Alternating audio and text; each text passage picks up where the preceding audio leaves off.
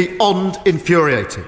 If I knew then what I know now, he would never have been anywhere near government. And that is why, Mr. Speaker, the Cabinet Secretary, with my support, took the decision to refer material to the police. And there is now a criminal investigation. Recapping the top story, the High Court in Johannesburg will this morning rule on businessman Suleiman Karim's bid to block the Madlanga Commission of Inquiry from issuing a subpoena to compel him to appear before it. For SAFM News, I am Anne Musa. A very good morning to you in your SFM Sports headlines. Cricket action from last night. The Proteas suffer a warm-up setback against India ahead of the T20 World Cup. And in soccer action, the Nedbank Cup delivers shock drama as Stellenbosch knock out Kaizer Chiefs while Sundowns survive a giant killing scare. Details just before 6:30. SAFM, guiding you through the rush hour traffic. Good morning. We start in the Free State with a note for motorists driving down to Durban. There's a truck crash, central Harry Smith area. All lanes currently obstructed and blocked off, so there is some pressure there just as you come from the Harry Smith North exit down into that scene. Big backlog to work through. Let's get you an update on Gauteng highways. Importantly, a look at the N1 North coming in from La Masia. Protea Glen is starting to build up through Dipcliff, and I'm just going to have a quick look and see. It's just congestion, no major problems there. There is a breakdown on the N3 northbound at Heldenay, so we'll keep an eye on that one for you this morning. Durban, nothing broken down. Keyridge, Cliffdale, that's causing any problems. Not a bad run through there at this hour. And into Cape Town, just some volume building up on the N2 coming in from Khayelitsha. Traffic queuing up towards the airport runway, queues back as far as the Spine Road exit. With your traffic update, I'm Rob Byrne.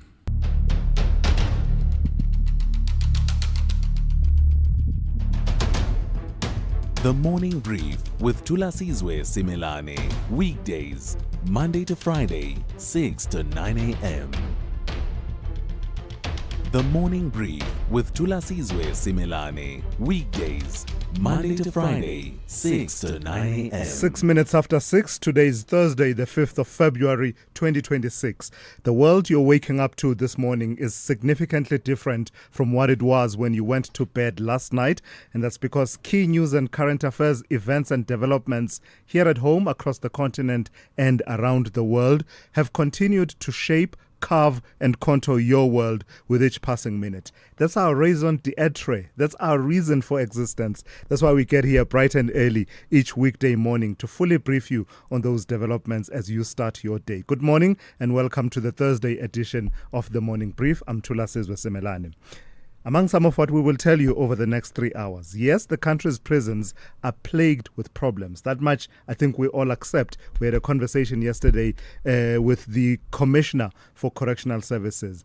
But even by those standards, there's growing concern that something is particularly amiss with prisons in the Western Cape in particular. Get this.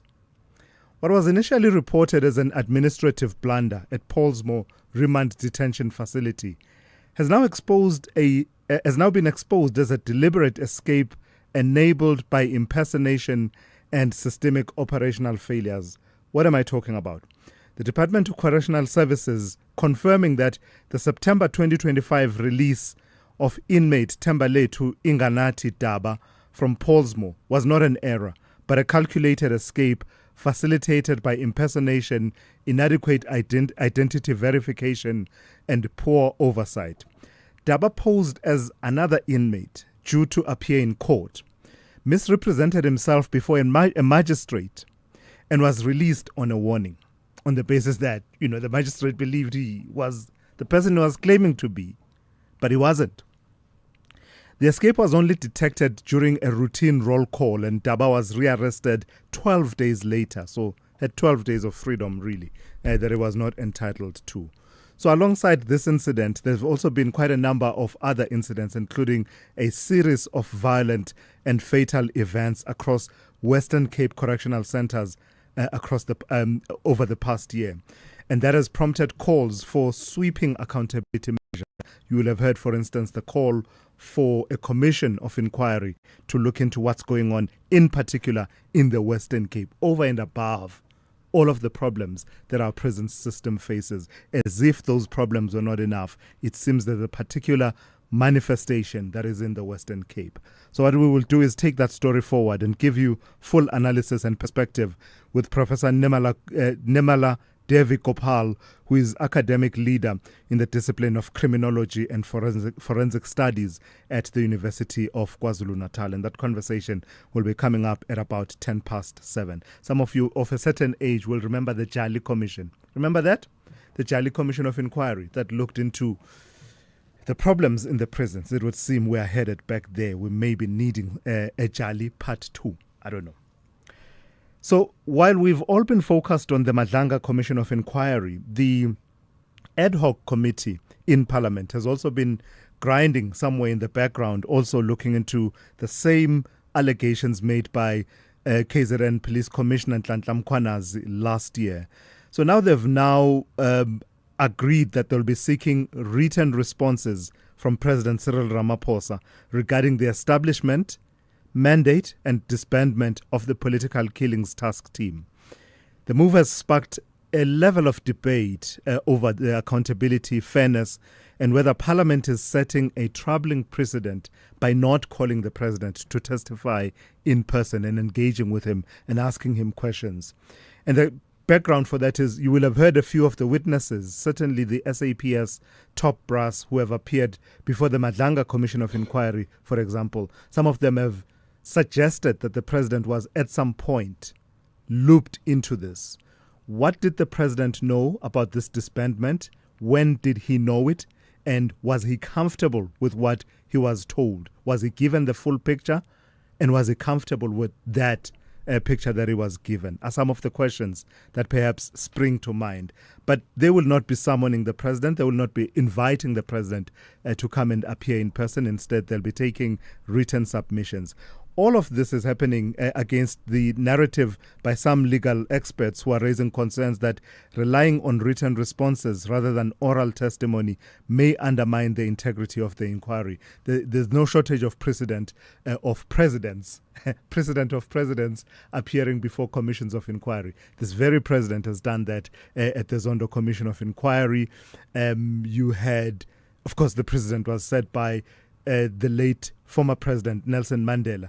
I think it was the Saru inquiry, and that became subject of one of those precedents in our law about whether or not you can call the president and have them sit there and answer questions in a commission of inquiry. But of course, this is separate. This is Parliament. The president is accountable to Parliament, and I think that's partly why the debate is arising. And it's happening also at the same time that the committee is facing mounting tension over its efforts to summon the forensic investigator Paul O'Sullivan and Brown Mokhotsi, the Speaker of the National Assembly, cautioning the committee that it has not sufficiently addressed the security concerns that have been raised by these two witnesses. But that's not gone down well among some of the political parties who wanted these two individuals to be summoned. So at 7:20, Mkokeli Bandla, SABC News reporter, will unpack what has been happening in the background while we've all been looking away, well, to a certain extent, from the ad hoc committee in Parliament. Lastly,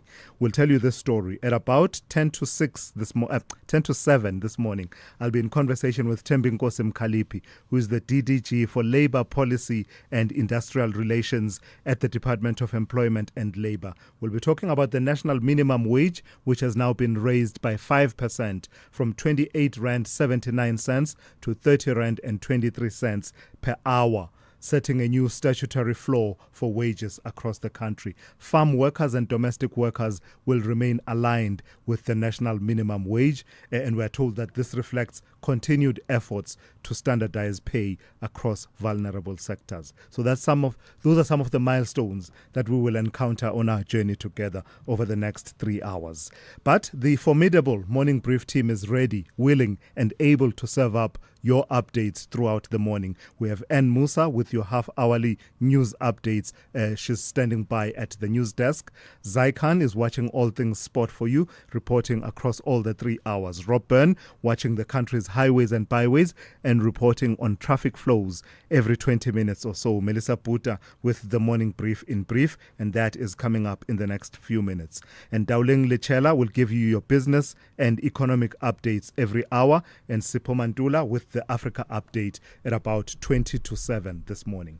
Your calls make the conversation. They make the conversation that move all of us. The number to dial, therefore, is 086 000 2032. Your WhatsApp voice notes 0614 104 107. Did you hear how I just dropped therefore right there in the middle? Very formalistic. All right, this is the morning brief. Context, consequence, and conversation starting now. There's a song that goes, "Money can't buy me love." And that's true. But then they told us all you need is love, which anybody with a mortgage will tell you most certainly is not true. Love won't pay your parking tickets or your student loan. It's also needy. It requires effort, availability, constant care. But more importantly, love requires time. And while money can't buy you love, it can certainly free up some of your time. Time to spend on the things you love, with the people you love. And if you're looking, maybe even time to find the one you love. That's why, after 50 years of investing, we've learned that time is the greatest gift of all. And the good news is, if you invest early, time gives you money. And then money gives you more time to do the things you love. And don't you love that about investing? Ellen Gray, long-term investing. Ellen Gray is an authorized FSP. Welcome to it. This is season 1 of Playlist happening right here at Malok, and believe me, it's a party. Set your reminder, every Friday, 9 p.m. Playlist at Maloko is in the building.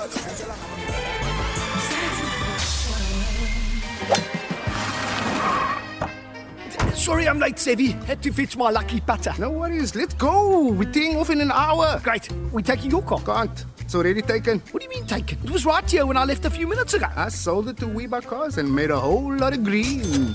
Birdie told me that's the best way to sell your car. Not only the best way, it's the fair way. Kom ons vat die pad. Don't be doof, be savvy. WeBuyCars, geared for a fast sale, geared for you. Big stories of the day. Hashtag the morning brief. All right, let's get started with Melissa Puta, who is in studio for the morning brief in brief. Good morning to you, Melissa. Because you and I were chatting off air, I sort of got distracted. Anyway, talk to me about what the KZN Provincial Division of the High Court has said about former President Jacob Zuma and the French arms company Thales and their application for leave to appeal. Good morning, Thulasizwe. So the Pietermaritzburg High Court has dismissed former President Jacob Zuma and French arms company Thales' application for leave to appeal the ruling. There are no reasonable prospects another court could reach a different conclusion. Judge Nkontichi found that both accused still have a case to answer and rejected claims that trial delays and the deaths of key witnesses made a fair trial impossible. As a result, the long-running arms deal corruption trial will proceed unless Zuma seeks special leave for the Supreme Court of Appeal, paving the way for evidence to finally be heard nearly 27 years after the alleged offense. That is how old I am. This idea of evidence being led, I don't know, when it happens, I will believe it. But at this point, anything can happen with that case. Brian Molefe, more changes in the MK party, but this time it's the kind of changes that I suppose they do want. Yes. Yeah. So former Eskom CEO Brian Molefe has resigned as a member of parliament for the Umkhonto weSizwe party and will now focus full-time on his role as the party's treasurer general. This is Molefe's second resignation from parliament following a brief ANC stint in 2017 and comes shortly after a fellow MKMP and former PRASA head Lucky Montana also stepped down. Both men were implicated in the state capture report but have not been convicted of any wrongdoings as yet. And Midrand's water woes continue. Yes, so residents in parts of Midrand have endured up to 7 days without reliable water supply following infrastructure failures linked to power outages, leaks and burst pipes within the Rand water system. Although Johannesburg Mayor Dada Morero promised restoration earlier this week, supply has returned only intermittently and at low pressure, prompting protests and growing frustration frustration. Johannesburg Water says gradual restoration is currently underway, with 4 of 5 affected reservoirs partially operational, but full stabilization may take up to 3 days, with high laying areas facing longer delays. Officials have acknowledged that Midrand's rapid growth is straining the existing infrastructure and say additional reservoirs and upgrades are planned while water tankers remain deployed during this recovery time. If only there was something that could have been done about that. Well, there is. A while ago, planned development, Definitely. You plan for the infrastructure as well. All right, Melissa, thank you for that. Melissa Puta with the morning brief in brief. Thulasizwe Simelane on SAFM.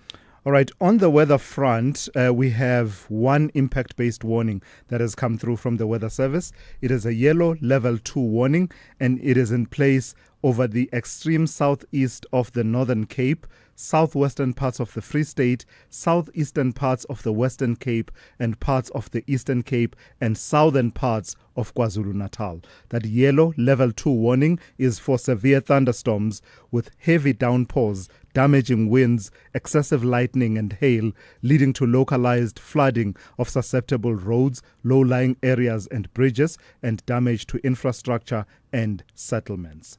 Then there is an advisory, in fact 2.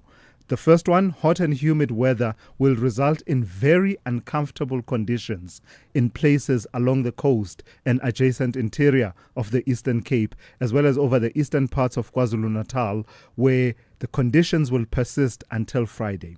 The second advisory, a heat wave with persistently high temperatures, is expected over the northern parts of KwaZulu-Natal until Friday. The rest of your weather will be looking like this.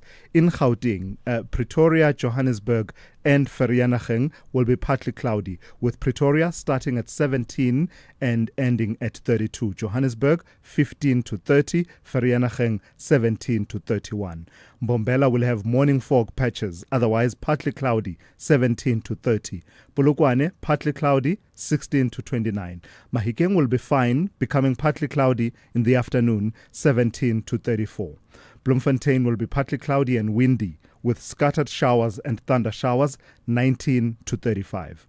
Kimberley will be partly cloudy and windy, with isolated showers and thunder showers, 22 to 36. Uppington, partly cloudy and windy, with isolated showers and thunder showers, 24 to 37.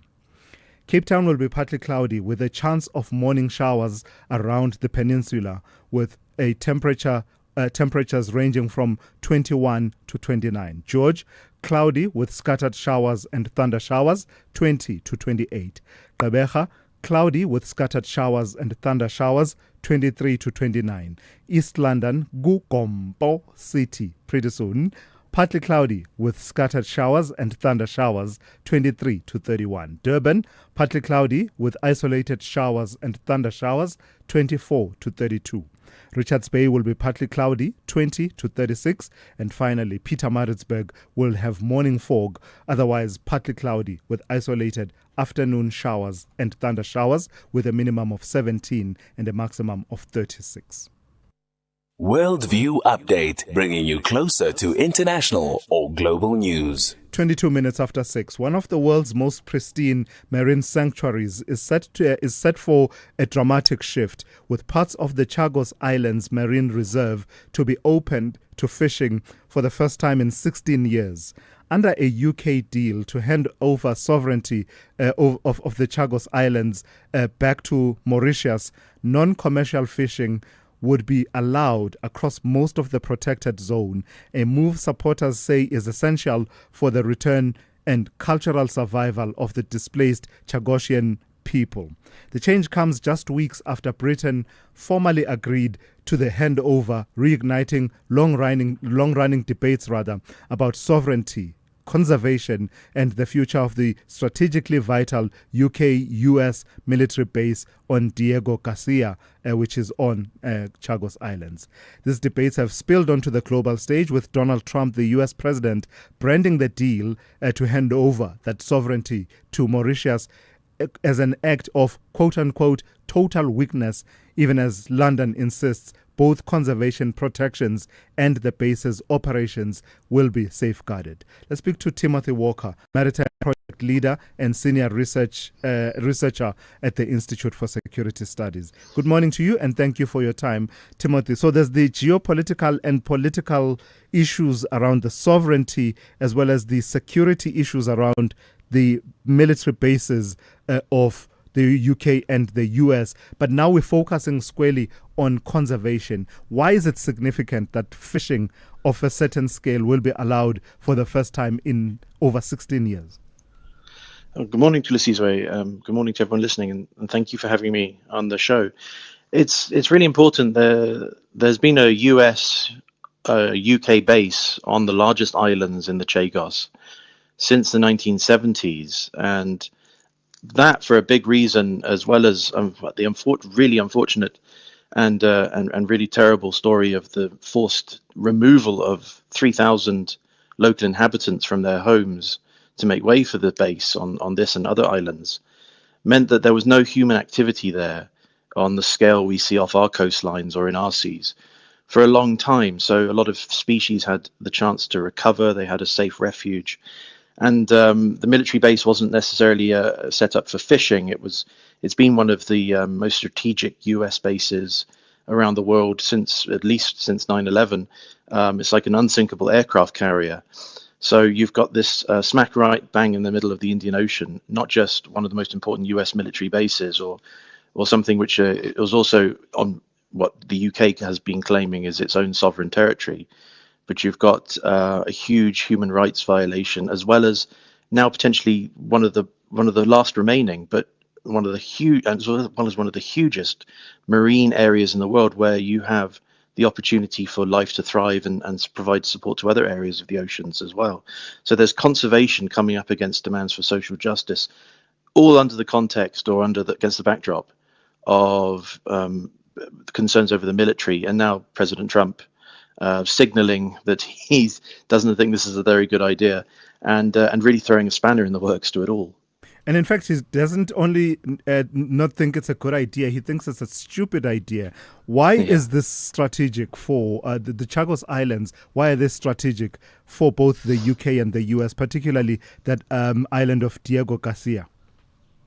Yeah, so it's quite a low-lying atoll. It's a series of it's very similar to the Maldives. It's almost part of the Maldives. So these are very low-lying islands, the sort of islands actually which are going to be really subject to climate change and potential sea rise levels in the future. But what the US has done, like I say, since the 70s, has invested billions in creating a runway, which it had to do by clearing houses away of the people who had then been cleared away and effectively thrown onto the garbage heap, as it were, unfortunately. And so they've created facilities there. They've housed their submarines. They've got huge facilities for naval docking, for massive aircraft to take off. And this has been used in, for instance, the wars in Afghanistan recently, when the US bombed Iran, the Iranian nuclear facilities. A lot of people were watching this island in particular because there was a lot of stealth bombers which had been put on the island, and it seemed to be that they were going to launch from there, but it was actually a decoy, and they took off actually from the United States. So the US really does use this island at the moment for its foreign policy. And as we've seen under President Trump, but for decades under the US, there's a very much of a militaristic angle to a lot of its policy as well, which is terrifying, I think, a lot of the countries who might be subject to it. But also it just militarizes the whole ocean in a way which now you have the Chinese Navy, for instance, becoming more of an actor, and that frightens the Indian Navy. The UK, for instance, is also looking to cling on in a way to its last kind of imperial outpost. It created this colony, as it were, in the 60s illegally, and which is why Mauritius was able to bring a case which took decades to the International Court of Justice, asking for an advisory opinion, which showed that the UK had acted illegally in creating this. So the whole basis for this really important used base rests on very, very shaky foundations. As if that picture is not complicated enough, Timothy, then you add the concerns about conservation. You alluded to it earlier on in our conversation that this is one of the largest marine protected areas in the world. Balancing that with the idea of and the whole concept of a return of the people that were displaced, as well as their cultural survival as well.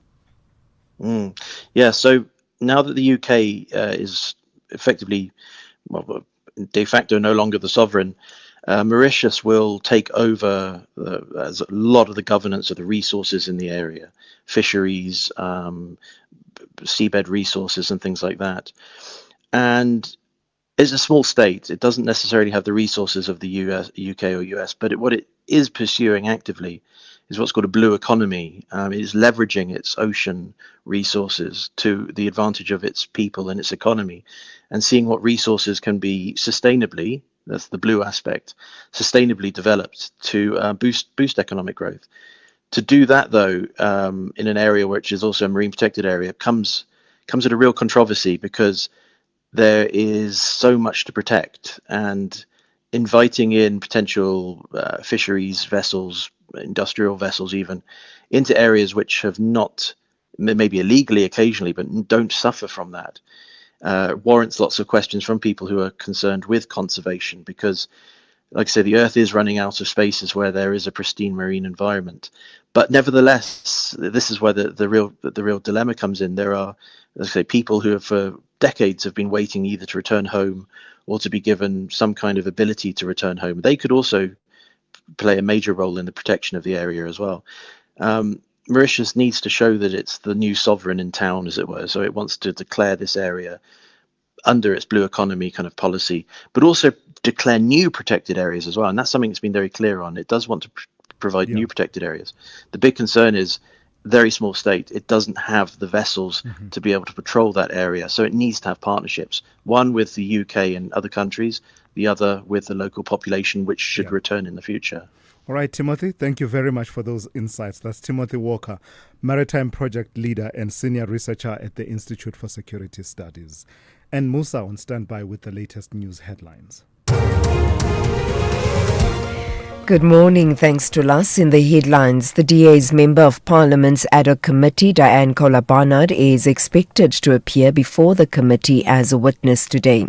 This follows KwaZulu-Natal Police Commissioner Nhlanhla Mkhwenazi's allegations that she had shared classified intelligence information. The High Court in Johannesburg will this morning rule on businessman Simelane Karim's bid to block the Madlanga Commission of Inquiry from issuing a subpoena to compel him to appear before it. Karim turned to the court on Tuesday to apply for an urgent interdict. And US President Donald Trump says his administration could use a softer approach to immigration. This after his government announced it would withdraw 700 federal agents from Minnesota. I'll have details on these and other stories at 7. SAFM, guiding you through the rush traffic. Good morning. A reminder, the N3 remains blocked at Harrismith. This is for Durban-bound truckers and motorists this morning. You'll be taken off at I think it's the Harrismith North exit by the engine there, and just sort of rerouted via the ramps and come back on. So you can get through, you can get past, but might be a little bit of bottlenecking and some slow-moving traffic there. Further down, quite heavy between Escort and Hidcote as you pick up the single-lane section for roadworks, and a vehicle overturning just south of Howick, Maryvale side of Howick. So that is quite a backlog of vehicle and a trailer on its side right lane closed going to Peter Outsburg out of Howick is slow. Cliffdale Key Ridge looking okay. It's not been a bad run through there lately. Fingers crossed we get another good one this morning. Not so great is the run up through Joburg's Dipcliffe interchange. In fact, if you're coming in from Lenasia, Protea Glen, another really heavy one. The problem starts on the N12, Lenasia through to Golden Highway, that Potch Highway coming in towards El Dorado Park's heavy. And then once you get through Deadman's Bend, you line up on the N1 North through Devlin, through Dipcliffe to Uncle Charlie's is a crash as you come off that N1 onto the N12. So a couple of really big traffic delays there. You might want to do that run out through Aikenoff and Kibler Park. The N3 North out of Alberton and Germiston, very heavy up to Bedford due this morning. Some real big backlogs on that N3. A breakdown at Heldon is largely responsible, but it has been cleared. And heavy mist around parts of Cape Town this morning. Do take it easy. We've got heavy mist all over the N2 at Khayelitsha. Certainly Baden-Powell down on the coast there at Strandfontein, very misty. And that mist probably lingering in other areas as well. Lights on, please, if it's misty where you are. With your traffic updates, I'm Rob Byrne. This is SAFM Sport with Zai Khan. Hey Zai, good morning to you. Sadly, it ended in tears for us against India. Oh yeah, Tulas, it did indeed. I don't know what to say. Hopefully this is just a warm-up wobble. 1 minute we've got all this drama happening, but let's hope it's just a warm-up wobble and that the Proteas will be back to their best selves. This is now the consultant for the Proteas. He's a specialist, Albie Morkel, saying wickets in India will be tough for bowlers during the upcoming T20 World Cup, offering little or no bounce after the Proteas' 30-run defeat to co-host India at the D.Y. Patel Sports Academy.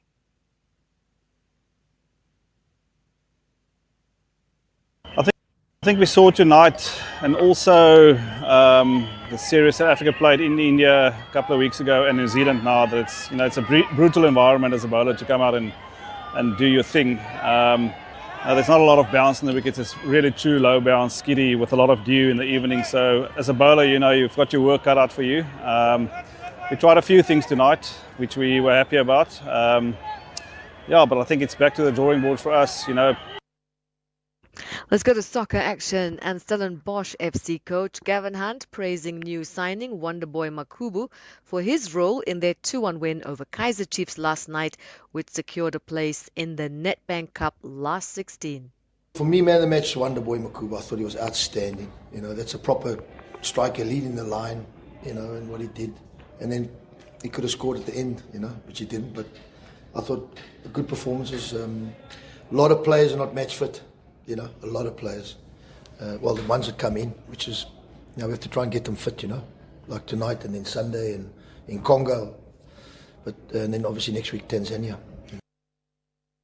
Let's go to the other match. Mamelodi Sundowns survived a scare in their Nedbank Cup encounter, edging Gamora United 2-1 at Loftus Versfeld in their round of 32 clash.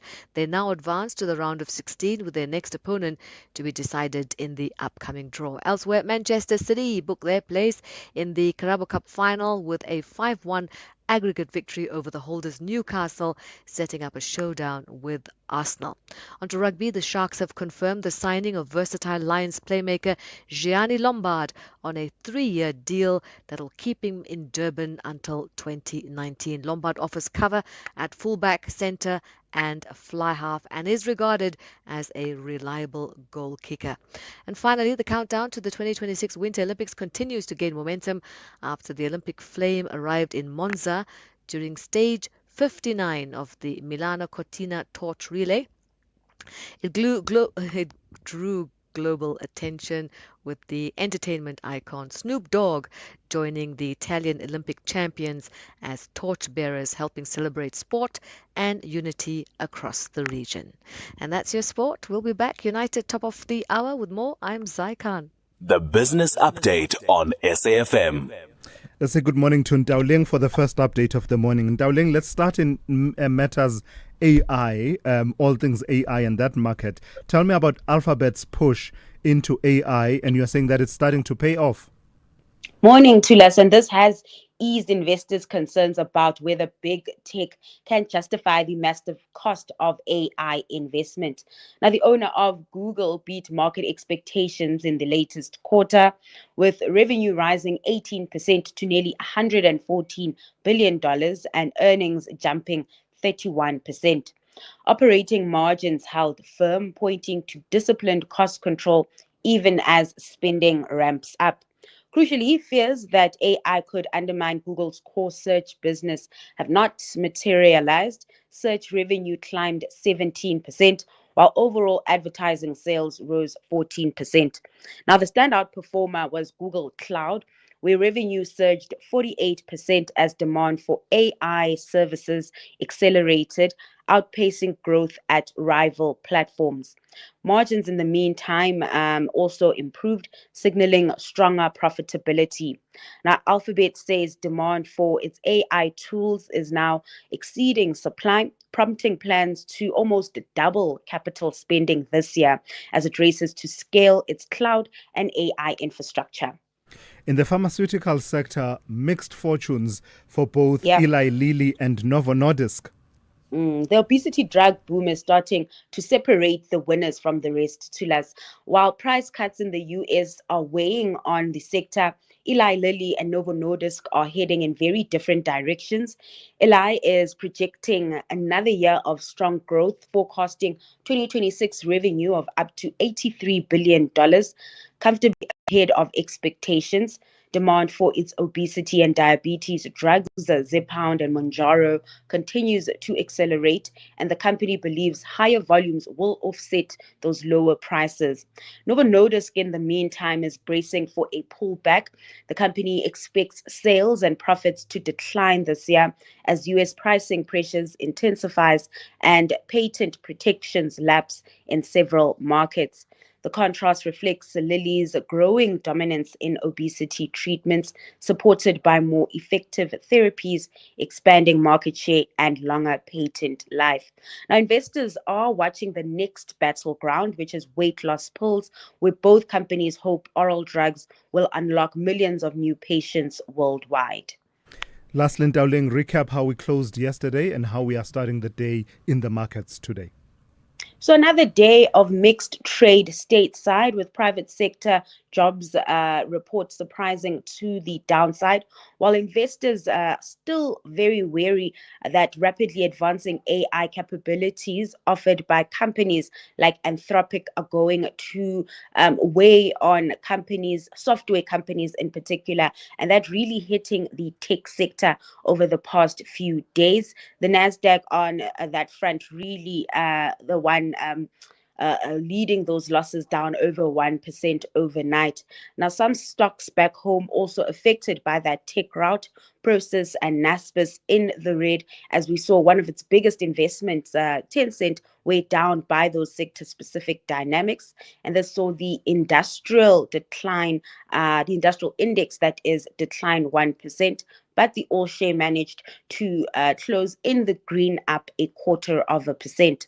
Over in the currency scene, the rand under pressure, back above the 16 rand mark to the dollar at 16.14.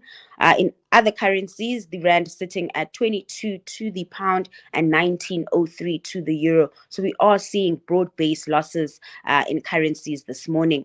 Also in the red is oil, as it seems like US-Iran talks are back on track, further de-escalating geopolitical tensions. Crude sitting just under $67 a barrel. And then lastly, in Asia, markets in negative territory this morning, with tech stocks weighing on overall markets. All right, Dowling, thank you for that. We'll talk to you in the second hour of the show, just after 7:30. Africa Update on SAFM. And for that, we turn to Raz. Sipho Mantula, good morning. Let's start in Zintan in Libya.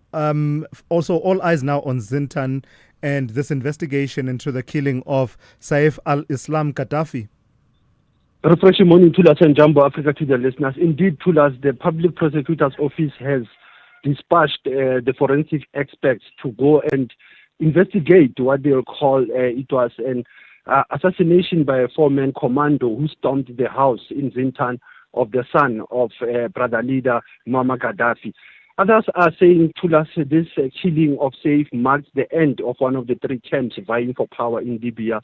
The loss of Saif, it is the end of the Gaddafi family camp, and now there's a conflict that will remain of the Dibab family and the Haftar family in the east. So it will be west and east fighting over power now.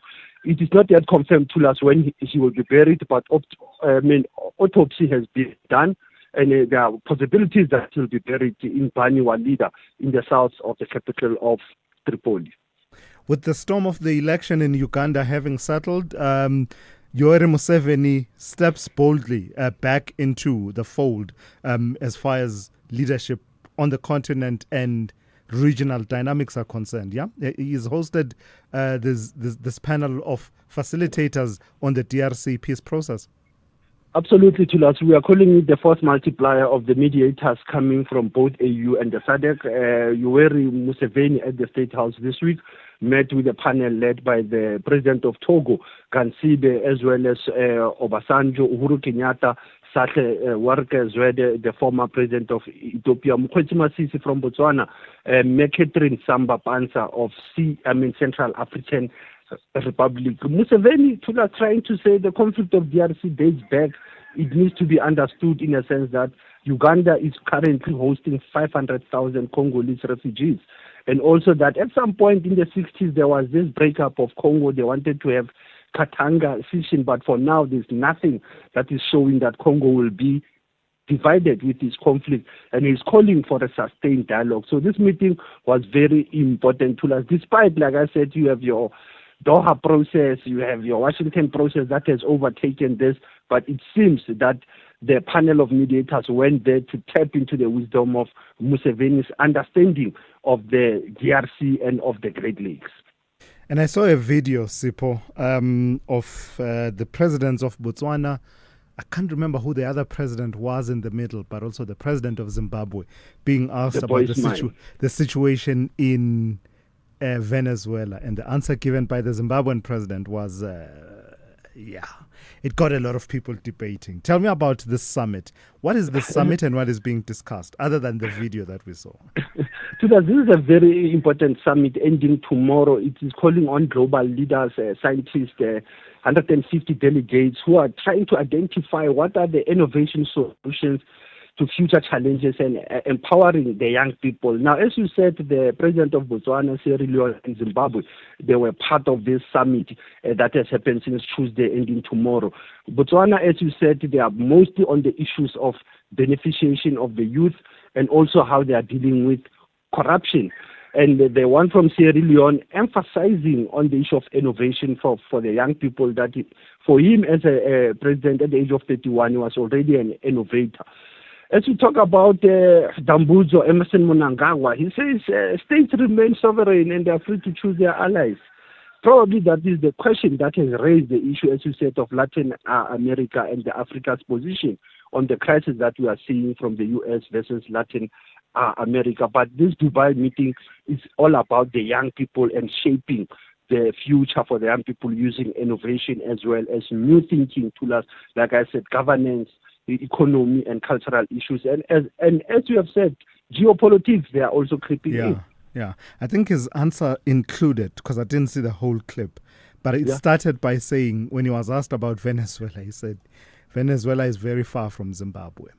And that seemed to be the long and short of it. And then there was a follow-up question, and it got a lot of people debating. Let's see if we can find it, actually, and see if we can play it somewhere during the show and let people make of it what they will. Lastly, Sipho, your historical archive, 5 February 1982. What happened? In fact, you have two, 1982 and also 1999. Indeed, Thulas, I'm looking at 44 years ago when Dr. Neil Hudson Aggett was found hanging in the 10th floor of the John Foster. After 70 days in police custody, 60 hours of interrogation to last. You will recall that 2016 to 2022, there was an inquest by NPA to look at the death of this organizer, a trade union, an activist, and not a member of any party. To last, he was an activist and being the first white person to die in the detention since 1963. He was 28 years old.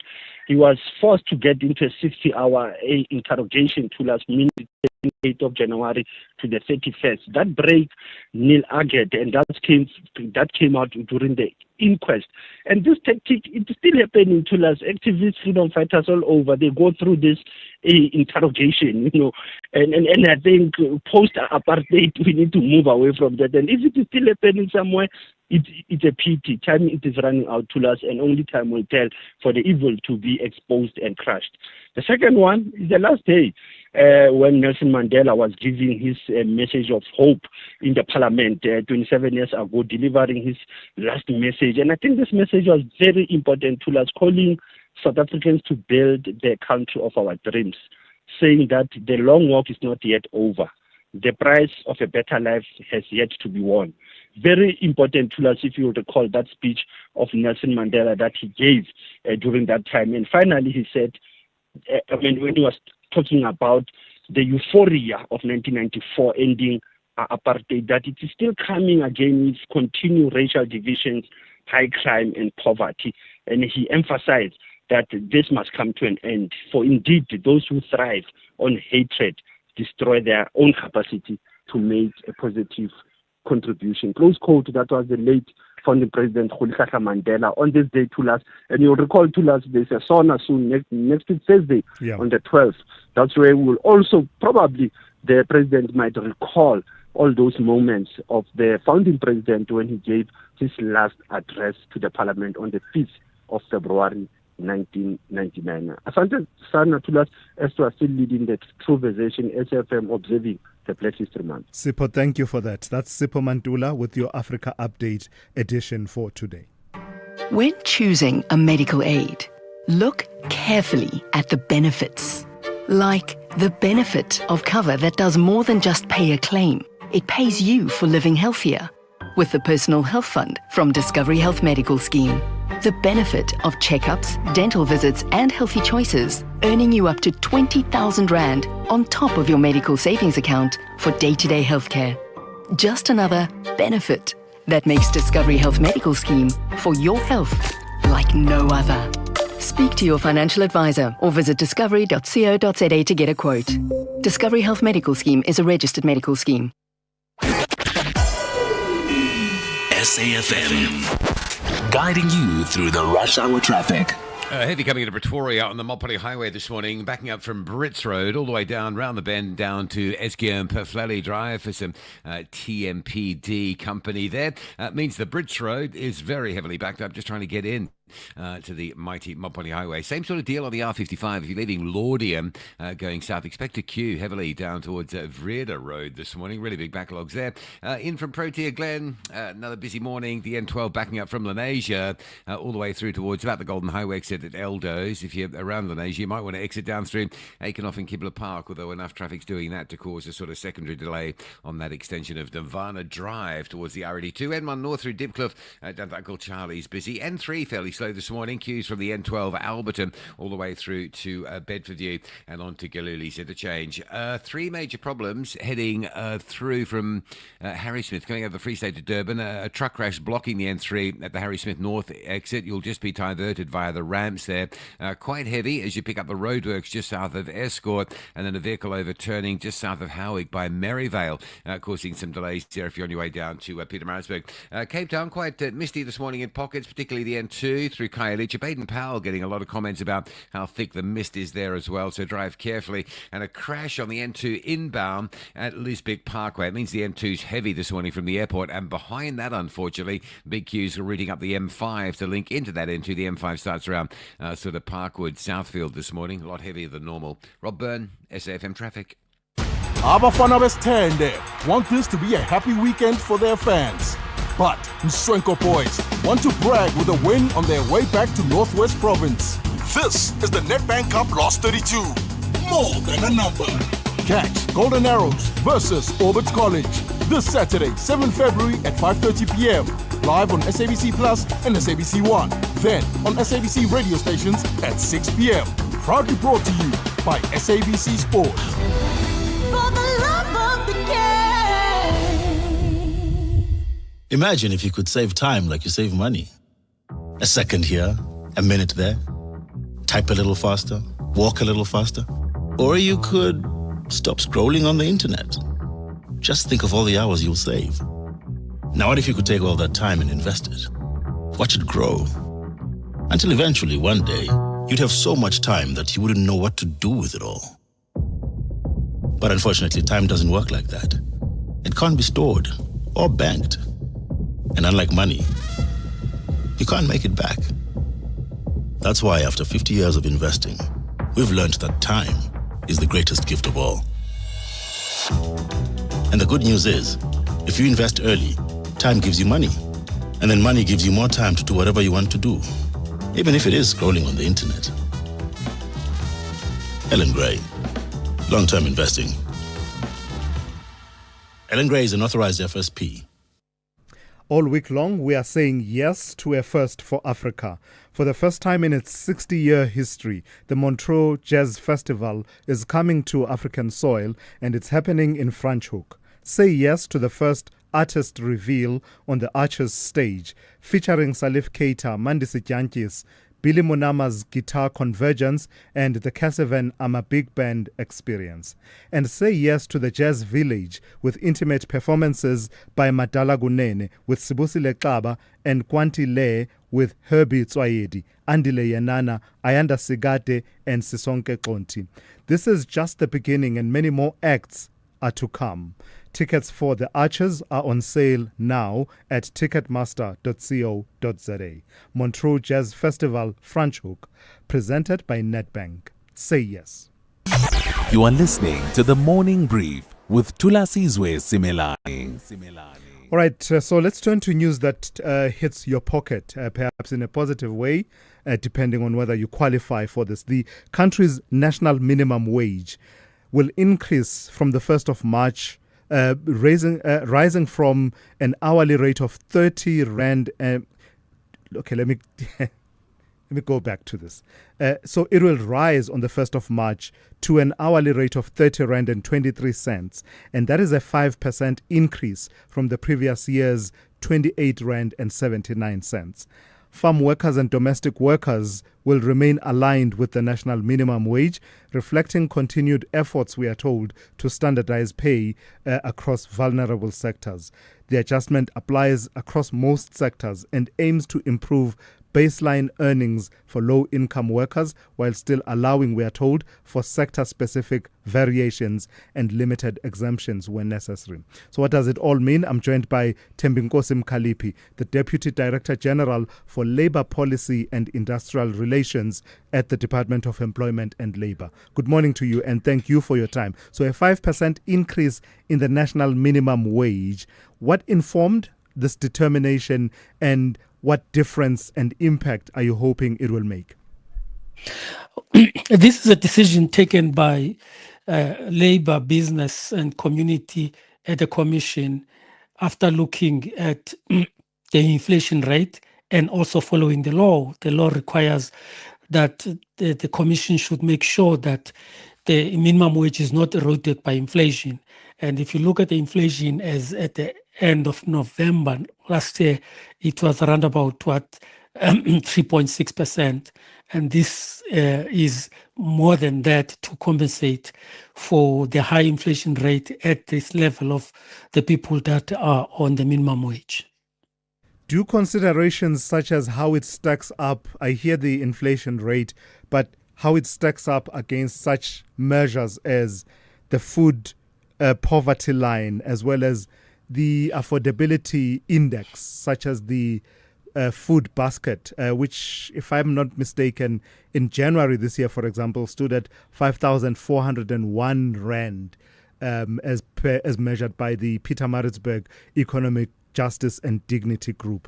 Do all of those conversations come into this in the consideration? We take all the information that is available into consideration. Remember, when we decide on the minimum wage, we've got to also answer the question, what will it do to employment? Now, it doesn't make sense to increase the national minimum wage and make it very high. That's easy to make that decision. But then the question is, will we be able to keep after that the same level of employment? And that's the big challenge. And therefore, for affordability from employer side. And that's a balancing act that we need to make on this. And that's the reason we've reached the decision that we've reached. Yeah, say a bit more about that. What's the tone around that? Because you have out-and-out critics of the national minimum wage and other labor-oriented policies that are about buttressing the regime for employees that argue that these items and features such as the national minimum wage are quote-unquote job killers. But what's the tone when in the formal structures of engagement such as NEDLEC? Well, the issue is that anybody that argues that the minimum wage has been negative to jobs, they've got to bring the evidence. Every year we do research that look at what has been the effect of the national minimum wage increases. For example, before taking this decision of 5%, we have research that is done not by the government is done by an independent institution that is attached to the University of Cape Town, UCT. It gives us research and say the national minimum wage over the 6 years has not had a negative effect on employment. Therefore, anybody that say national minimum wage discourage employment and is causing unemployment, they must bring evidence, because the evidence that we have says differently. So I was doing a quick calculation. It works out to around 4,836 rand and 80 cents per month, working on the average of 8 hours, which, we know that many people work more than 8 hours in a day and 5 days a week. All of that, what is the adherence level? What are the studies telling us about the adherence levels, particularly in those vulnerable sectors, your domestic workers, farm workers? That's a big problem, the compliance with the national minimum wage. Every research that we've done tell us that the compliance is at 60%, and that's why the Commission is holding a workshop this month, calling on all the parties to talk about these issues of compliance. What is it that we need to do to increase that compliance to a higher level? And as I've said, that's the biggest problem that is facing the economy, the issue of compliance. As I've said, over the last 6 years of the national minimum wage, it has been hovering around the 60% compliance rate. Yeah, and it's difficult while you can do more around enforcement and inspection in formalized employment conditions. It becomes difficult, doesn't it, in workplaces that are also people's homes? You can't just match in because there. because domestic work, homework, there's issues of privacy, there's issues of security, and getting to one's house it's not easy. And those are the difficulties that inspectors are facing on these issues, and the ability of the workers themselves to come forward and say we're not, because they fear victimization, even if they are protected in terms of the law. When you go to the CCMA, maybe it takes 6 months for your case to be finalized, but during that time you're not getting paid. Therefore, even if you are going to go back to work, you are going to win your case. It just does not help. Confirm for me quickly, DDG, I'm out of time, very quickly. EPWP workers and learnerships, registered learnerships, are not included in this determination, are they? We've got a separate minimum wage for EPW workers. We've got a separate wage for learnerships. And the reason is simple. I mean, there's been pressure that we should make EPWP equal to minimum wage. The main difficult reason is that if we do that, we're confident that the numbers employed in EPWP would be reduced by more than 50%. All right. Thank you for your time this morning. Thembinkosi Mkhaliphi, DDG for Labour Policy and Industrial Relations at the Department of Employment and Labour. Let's go straight to Anne with the latest news. Outsurance is in the business of saving you money on your car insurance premium. If they can't, ask for 500 Rand. SMS out to 30754. That's out to 30754.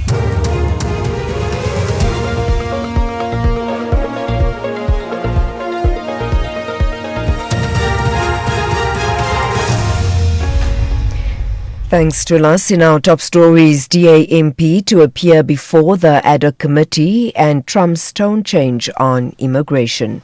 Good morning.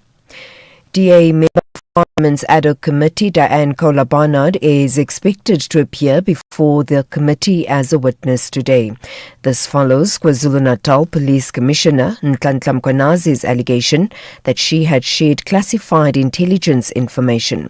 Kola-Barnard has denied any wrongdoing. Her expected appearance is likely to raise questions about the conduct of members of Parliament.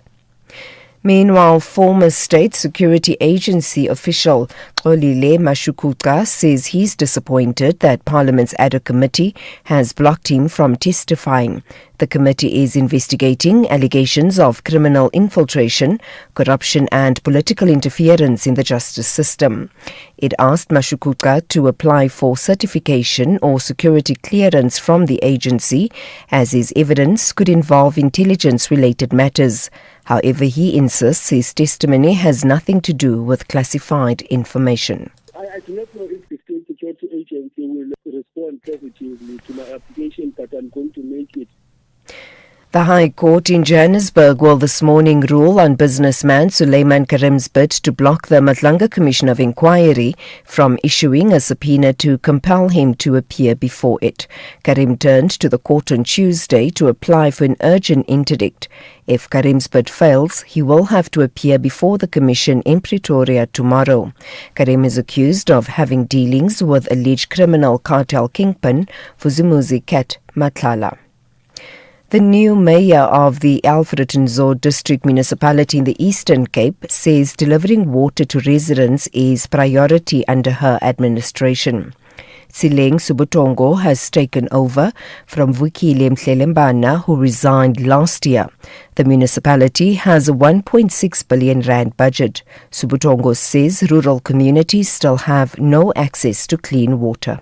The responsibility now is huge. Understanding the challenges that our district is facing, challenges of water, challenges of backlogs on sanitation. I reflected on those basically because water is a basic service. And when we have communities of Alfred Nzo that are still behind in terms of access to water, it's something that must continue to haunt us on a daily basis. Further afield, and finally, US President Donald Trump says his administration could use a softer approach to immigration. This after his government announced it would withdraw 700 federal agents from Minnesota. Earlier, the man that's now in charge of ICE, Tom Homan, outlined his conditions for a complete removal of the remaining agents. My goal with the support of President Trump is to achieve a complete drawdown and end this surge as soon as we can.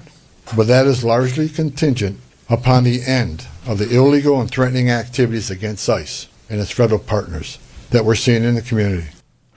Recapping the top story, the DA's Member of Parliament's ad hoc committee, Diane Kola-Barnard, is expected to appear before the committee as a witness today. This follows the KwaZulu-Natal Police Commissioner, Nhlanhla Mkhwanazi's allegation that she had shared classified intelligence information. For SAFM News, I am Anne Musa. Outsurance will go out of their way to try and save you money on your car insurance. If they can't, ask for 500 Rand. SMS out to 30754. That's out to 30754. This February, Outsurance's love language is saving you money on your car insurance. Like 35-year-old Becca, who saves an unbelievable 500 Rand on her 2022 VW T-Cross. Get a quote now, and if Outsurance can't save you money, ask for 500 Rand or 1,500 Rand if you've been claim-free and with the same insurer for 3 years. Why wait? SMS out to 30754. That's out to 30754. Outsurance, licensed insurer and FSP. T's, C's and information online. It's a very good morning to you in your SFM Sports Headlines. Soccer action from last night, and you can see it's the team Stellenbosch FC stunning the defending champions Kaizer Chiefs, with coach Gavin Hunt hailing the new signing impacts. And we'll also bring you cricket action from the field. The Proteas are backing their batting balance despite the warm-up defeat to India ahead of the T20 World Cup. All the details just before 7:30. SAFM, guiding you through the rush hour traffic. Good morning. We start in the Free State with a note for motorists driving down to Durban. There's a truck crash, central Harry Smith area. All lanes currently obstructed and blocked off, so there is some pressure there just as you come from the Harry Smith North exit down into that scene. Big backlog to work through. Let's get you an update on Gauteng highways. Importantly, look at the N1 North coming in from La Masia. Protea Glen is starting to build up through Dipcliffe, and I'm just going to have a quick look and see. It's just congestion, no major problems there. There is a breakdown on the N3 northbound at Heldenay, so we'll keep an eye on that one for you this morning. Durban, nothing broken down. Keyridge, Cliffdale, that's causing any problems. Not a bad run through there at this hour. And into Cape Town, just some volume building up on the N2 coming in from Khayelitsha. Traffic queuing up towards the airport runway, queues back as far as the Spine Road exit. With your traffic update, I'm Rob Byrne.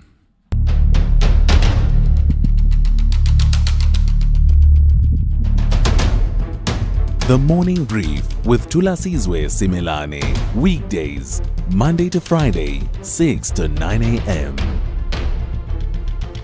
The Morning Brief with Thulasizwe Simelane. Weekdays, Monday to Friday, 6 to 9 a.m. 8 minutes after 7. Welcome to the second hour of the Morning Brief on this Thursday. It's great to be in your company. Among some of what we will cover in the next few minutes, we'll speak to Professor Nimala Gopal, who is academic leader in the discipline of criminology and forensic studies at UKZN. The extraordinary story of Thembaletu Inganathi Daba, and a Pollsmoor prison inmate who posed as another inmate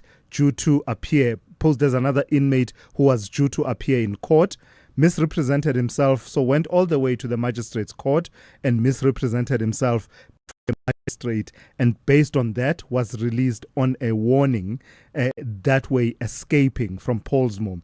That escape was only detected during routine roll call, and Daba rearrested some 12 days later. It's one of several incidents that have happened in the Western Cape that are causing a lot of concern about the manifestations of a broader crisis within our correctional system, but that does seem to be particularly pronounced in the Western Cape, with calls now including the call from the Minister for a commission, an inquiry to look into what exactly is going on in the correctional system in the Western Cape. So Professor Nimala Gopal is my guest in the next few minutes to talk about that. Then we turn our attention to the ad hoc committee investigating the allegations made by General Nhlanhla Mkhwanazi in July last year. That inquiry will not be summoning or inviting is the word, by the way. They invite a person to show up, and if they don't, then only then do they issue summons and summon that person to come to Parliament on pain of having been summoned. Anyway, they will not be inviting the president. They are happy getting, I don't know if I should say happy. Well, they're going to do written responses. Some of the parties are probably not happy about that outcome. So there are questions about whether or not they should have called him to sit in the chamber and, give testimony and then answer questions. All of this happening while there's this debate around Paul O'Sullivan as well as Brown Mokhotsi, who are also now in this question of will they be summoned, will they not be summoned, and also them having raised security concerns, which have given the National Assembly Speaker, Togo Didiza, pause for reflection, just for her to think about, do they have a point? Mkhokeli Bandla will give us a full update on that at about 7:20 this morning. Your calls, 086 000 2032. 086 000 2032. Your WhatsApp voice notes, 0614 104 107. Let's get into it. The second hour of the Morning Brief starts now. The Cherries won victory as a cherry on top of home ground advantage. Backwards, still there for Bournemouth. Not bundled home yet. No, it is. Bournemouth 3, Liverpool 2. Stoppage time was up. Meanwhile, the villains believe regular wins will position them in the top 4 bracket. Oh, what a goal! Emiliano Buendia salutes the Villa fans. Some lovely approach play from Aston Villa, and what a finish from Buendia. Straight into the corner. This is the Premier League. AFC Bournemouth versus Aston Villa, this Saturday 7 February at 4:30 p.m. Live on SABC Plus and SABC 3. Proudly brought to you by SABC Sport. For the love of the game. Patao Batamane plan to enter the battlefield with Limpopo Heat. Meanwhile, as a Mnyamangenkani, Party, Yonkindao, Iparapara, Yaphumelela. This is the Nedbank Cup Last 32. More than a number. Catch Chakuma Chamatibandera FC versus Orlando Pirates this Saturday, 7 February at 2:30 p.m. Live on SABC Plus and SABC 1. Then on SABC radio stations at 3 p.m. Proudly brought to you by SABC Sport. For the love of the game. It is time for incredible action on the tennis court. Mzansi Africa clashes with Montenegro. Emotions are pumped up by passion and thirst for victory. This is the Davis Cup World Group 2 playoff tie. Witness the World Cup of Tennis, Renault South Africa Davis Cup team versus Montenegro on Saturday 7 February at 11 a.m. Then on Sunday 8 February at 10 a.m.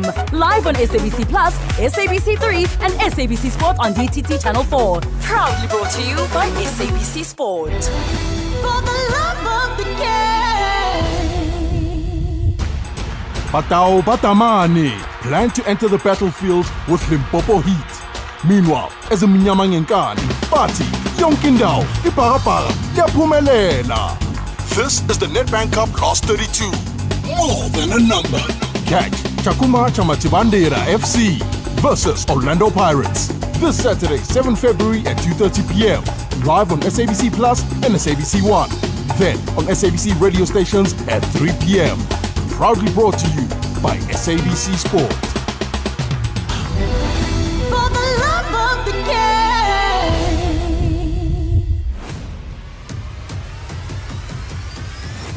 Thulasizwe Simelane is streaming live now on Facebook, YouTube and X at SAFM Radio.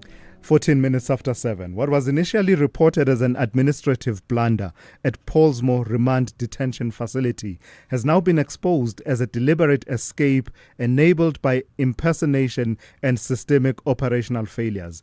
The Department of Correctional Services has confirmed that the September 2025 release of inmate Tembaletu Inganati Daba from Pollsmoor was not an error, but a calculated escape facilitated by impersonation, inadequate identity verification, and poor oversight.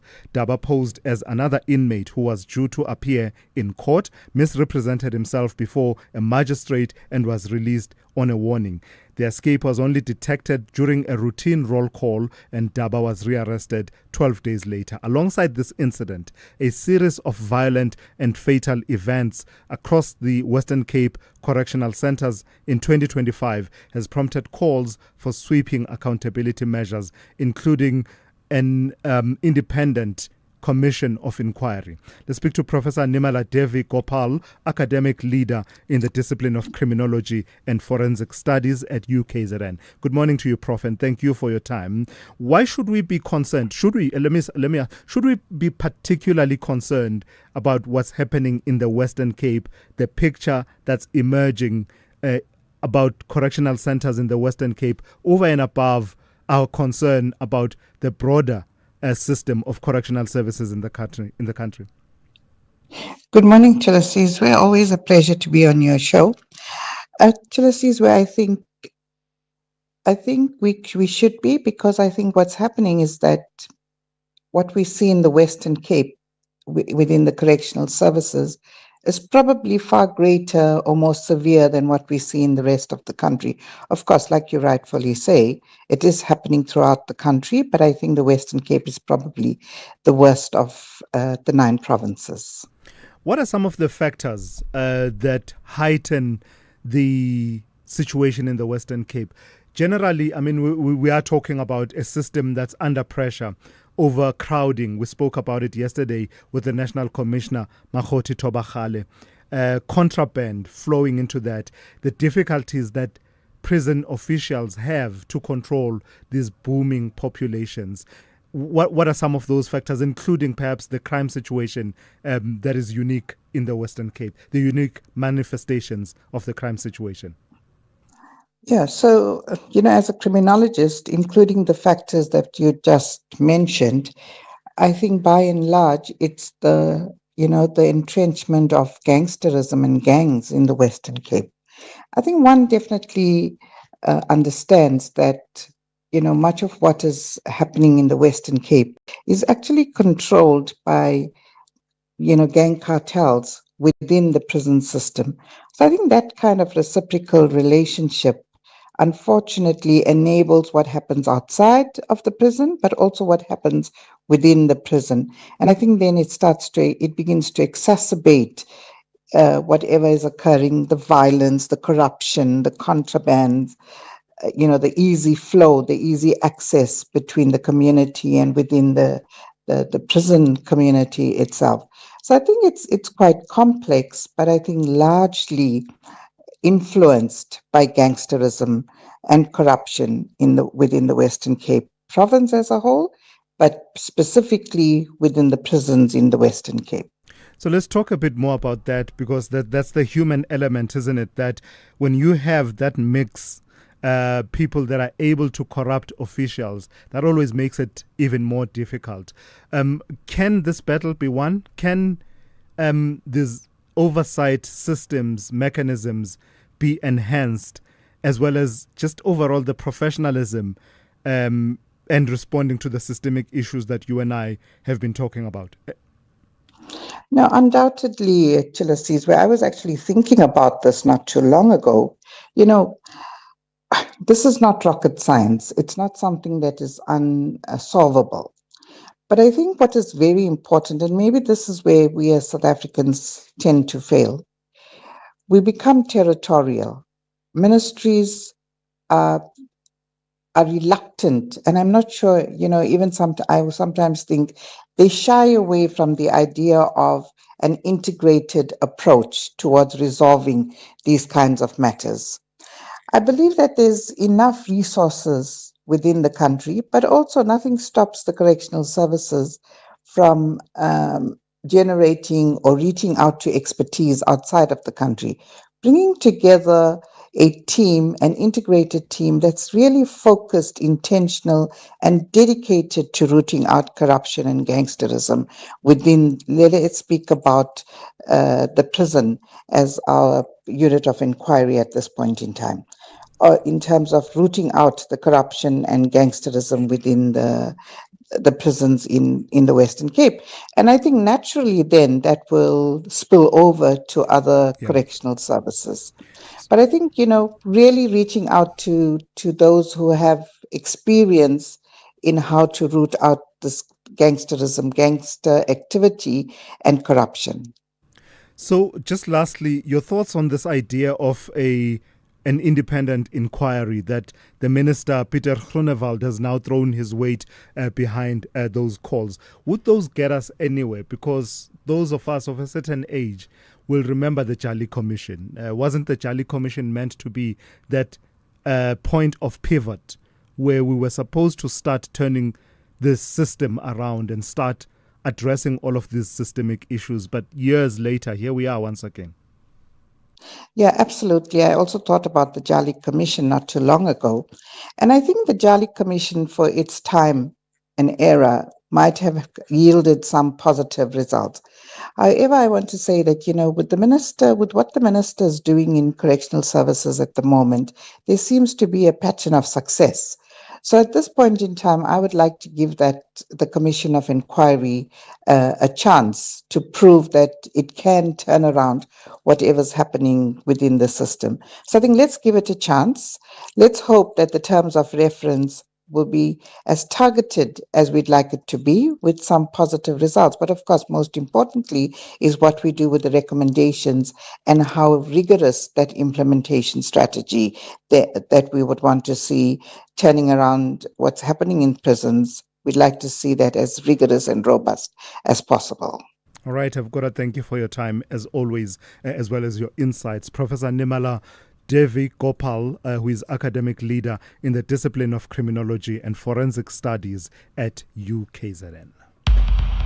Thulasizwe Simelane on the Morning Brief. Weekdays, Monday to Friday, 6 to 9 a.m. 21 minutes after 7, Parliament's ad hoc committee investigating allegations by KwaZulu-Natal Police Commissioner Lieutenant General Nhlanhla Mkhwanazi is now seeking written responses from President Cyril Ramaphosa regarding the establishment, mandate and disbandment of the Political Killings Task Team. The move has sparked debate over accountability, fairness, and whether Parliament is setting a troubling precedent by not calling the President to testify in person. Watching it all unfold is SABC News reporter Mkhokeli Bandla, who joins me now for an update. Mkhokeli, good morning. So let's start with the aspects to do with the President before we turn to the issues around the subpoena, to subpoena or not to subpoena Paul O'Sullivan and Brown Mokhotsi. But as far as the president is concerned, how did the debate play out that ended with the situation that the president will not be called to appear in person, but will rather be asked to answer written questions? Good morning to us and good morning to the listeners of SAFM. What I can tell you about that process is that we know that the legal team of Parliament has been given a responsibility to liaise with the president and write. Actually, the MPs are expected to write questions to the legal team. The questions that are going to be transferred to the presidency for a decision to be taken. If President Ramaphosa will have to come in person or will be given a chance to write return submissions before this committee. It created quite a debate and a division amongst the MPs of the ad hoc committee. You will recall that the members of the ANC didn't really agree for the president to come in person before this committee. So a decision is yet to be taken if the president will come in person or will be given a chance to submit a return submission after the legal team of Parliament has made an assessment based on the correspondence with the presidency and also based on the questions that the members of the ad hoc committee are going to submit to the legal team. And then a decision is going to be taken after that assessment has been done if the president will have to come in person before this committee or will be given a chance to give return submissions. Thulas?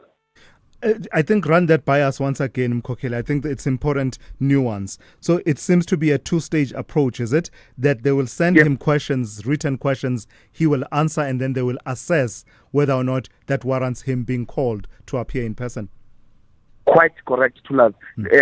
Because you will remember that after having divisions and disagreements in the committee, the chairperson then alluded that the legal team must assess if the president has to come in question. And then it was made to show that the MPs are also going to be given chances to write questions that they might want to pose to the president and submit those questions to the legal team of Parliament. And then after then assessing those questions, then the legal team is going to take a decision after corresponding with the president. But one other thing, Thulas, that I can tell you that is going to take place as expected today, interestingly, is the fact that the DA MP, also a member of this ad hoc. Mkhokheli? As a witness now. Sorry, we lost you there. Pick up. You are getting into a very important point about Diane Kohler-Barnard. Yeah, I'm saying Diane Kohler-Barnard is expected to appear today at 11 this morning, not now as an MP, but as a witness. You will remember you remember the 6th July media briefing that was made by Lieutenant General Nhlanhla Mkhwanazi from KZN. He did say that there are MPs that would play around with sensitive and intelligent information. One of those MPs that were implicated the character of Diane Kohler-Barnard. Not only Diane Kohler-Barnard that were pointed out by Nhlanhla Mkhwanazi, but also the National Coloured Congress leader, Frederick Adams. He's also expected to take the stand, but not today. So it will be interesting how Diane Kohler-Barnard is going to address these allegations when she's being led by the evidence leader, Norman Arendse, and also being cross-questioned by the members of Parliament. It's also important to note that Diane Kohler-Barnard has always denied these allegations. Yeah, Mkhokheli, before we turn to Paul O'Sullivan and Brown Mokhotsi, just one last question on the president. I imagine that during the course of the debate and also the hearings in the past, we start to get a sense of what are the questions that MPs want the president to answer. Are we getting that sense? The sense is that you will remember that this emanates from the disbandment of the recall that when Senzo Mchunu gave testimony before this committee, he did say that before he took the decision to disband the political killings task team, he sought approval from the president, and Senzo Mchunu did say that the president did approve the disbandment of the political killings task team. So that point is going to be pivotal when MPs are jotting down questions that are expected to be addressed by the president. In the main, is going to be the disbandment of the political killings task team that the president is alleged to have approved, at least according to what is said by the suspended police minister, Senzo Mchunu. If also, Thulas, I can touch on the question of Sullivan and also Brown Mokhotsi. Yeah. So, sorry, Mkokeli, we keep losing you. And the interesting thing is that actually when your line is great, it's absolutely great. There's no in between, and the next thing it cuts altogether. Let's see if we can push through. Let's push through. Yeah. Let me try and change the position. Yeah. What I'm trying to say, Thulas, is that you will know that there's been engagement before this committee and also the office of the speaker, where this committee was seeking a concurrence with the office of the speaker, Thoko Didiza, in terms of subpoenaing these two controversial witnesses before this committee. You will recall that the speaker, in essence, disagreed with the committee in terms of these subpoenas, saying that they would not be able to stand legal test should there be litigation from these two witnesses. So the speaker said that the committee must touch some bases and tighten their case. So what the committee has done now has written back to the speaker, trying to actually get attention again and the concurrent in terms of subpoenaing these two controversial witnesses. But at this point in time, I can tell you that these witnesses have not been officially subpoenaed until the speaker's office agrees with the committee. Then after these written submissions to the speaker agreeing or not, then the action of subpoenaing these two witnesses will then take place.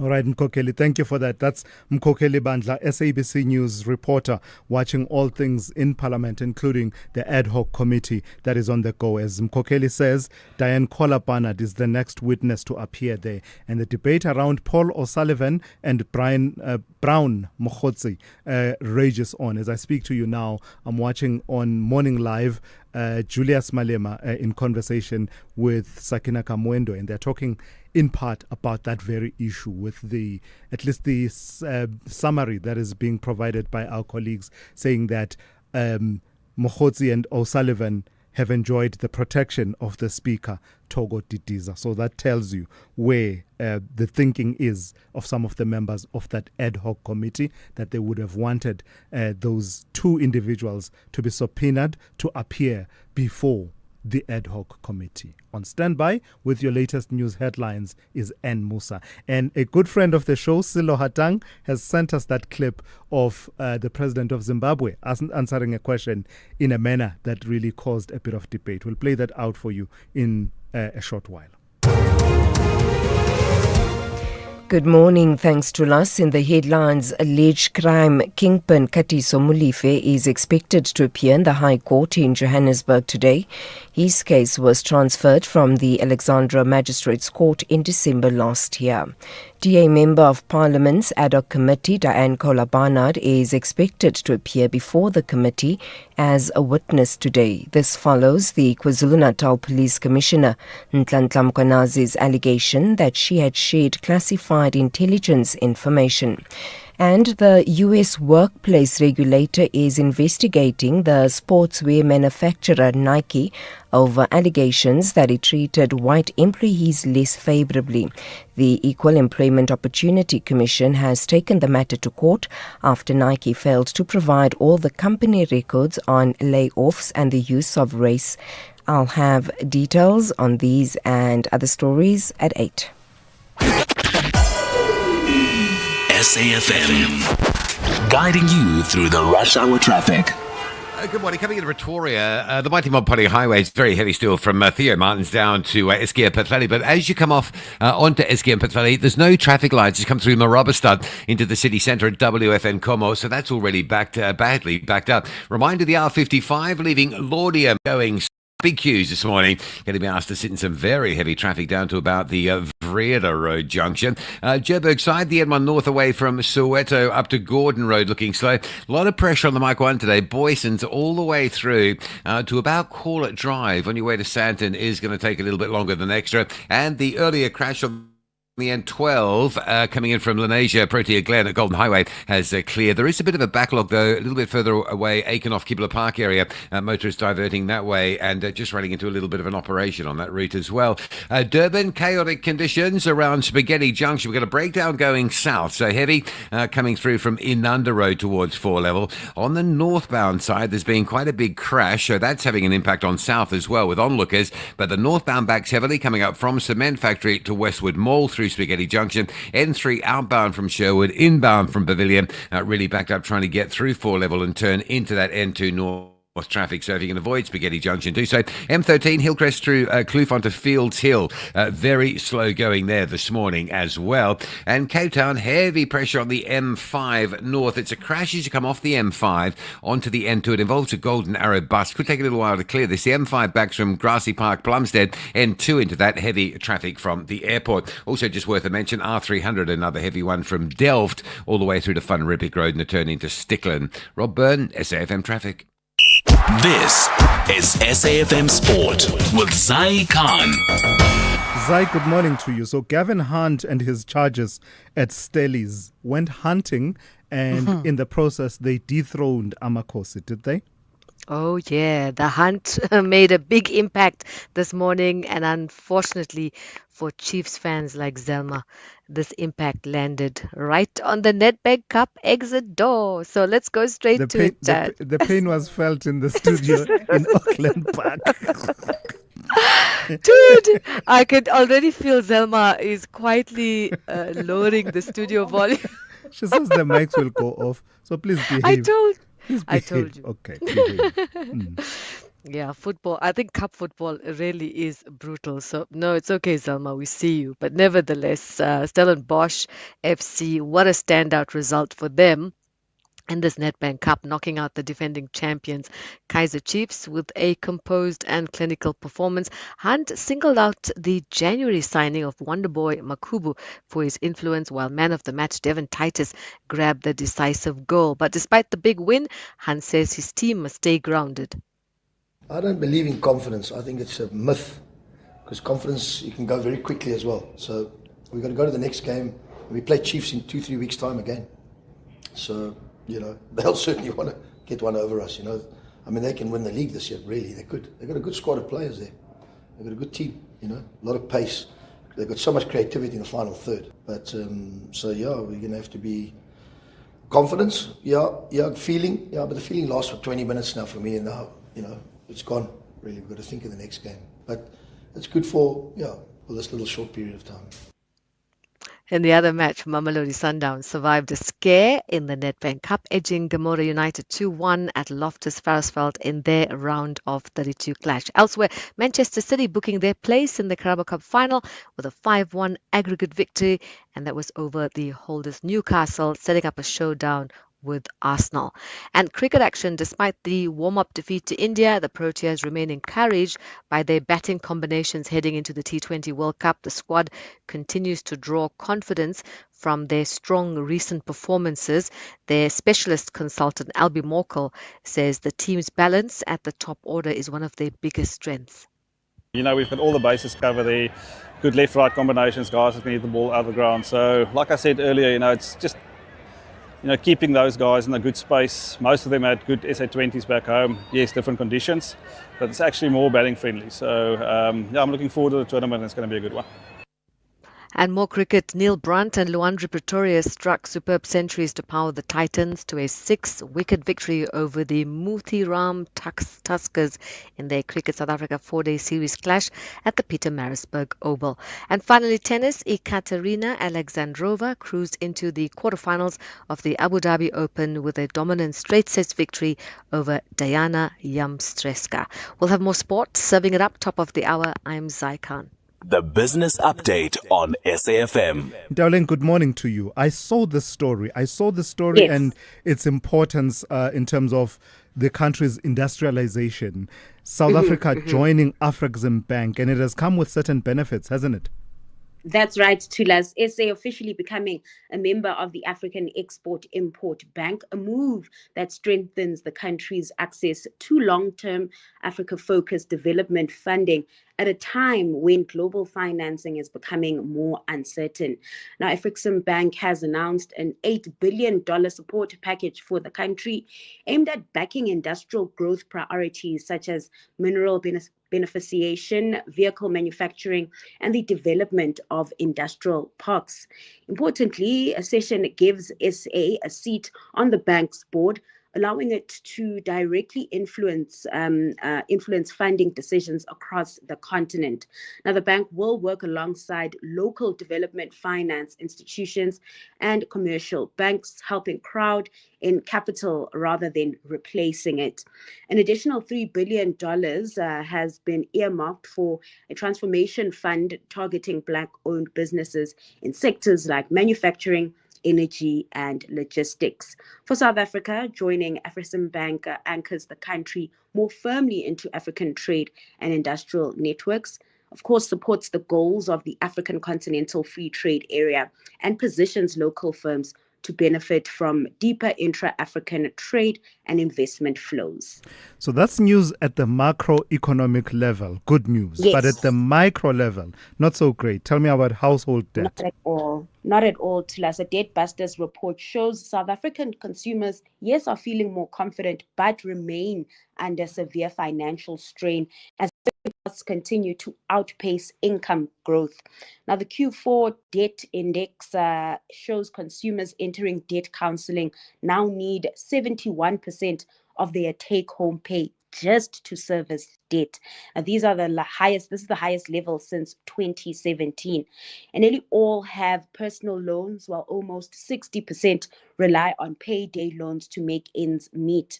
Debtbusters says pressure is being worsened by rising electricity and food costs and increasingly by gambling.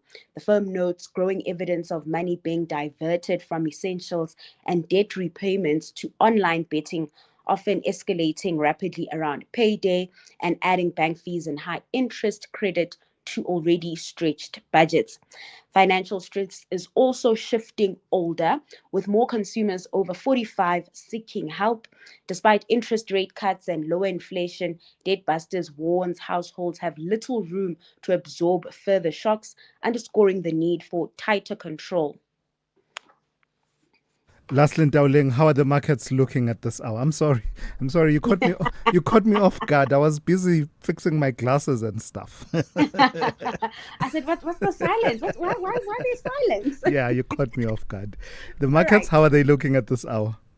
Kicking things off in Asia, markets in negative territory this morning on the back of a tech sell-off. We're seeing a broad unwinding of positions in traditional tech companies as investors remain focused on developments at Anthropic, particularly the rollout of its cloud co-work agent and its expanding program capabilities. There are fears that will have a ripple effect on the software companies. And so we see the Hong Kong Hang Seng and the Chinese Shanghai Index leading the losses on that front, both down over 8%. Now, that tech rout still being felt in the US with futures in the red. Meanwhile, local markets still being boosted by precious metals, with the Resi 10 up 2.6%, leading to a 0.25% rise in the all-share overnight. Fortunes pretty different in the currency markets, with the rand under pressure this hour at 16.18 to the dollar, 22.04 to the pound, and 19.06 to the euro. Oil in the meantime also trending lower following a de-escalation of tensions between the US and Iran.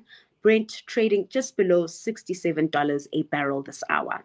Excellent, Auling. Sharp guesses. Talk to you again just after 8:30. Abafana Bestende want this to be a happy weekend for their fans. But Mswenko boys want to brag with a win on their way back to Northwest Province. This is the Nedbank Cup Lost 32.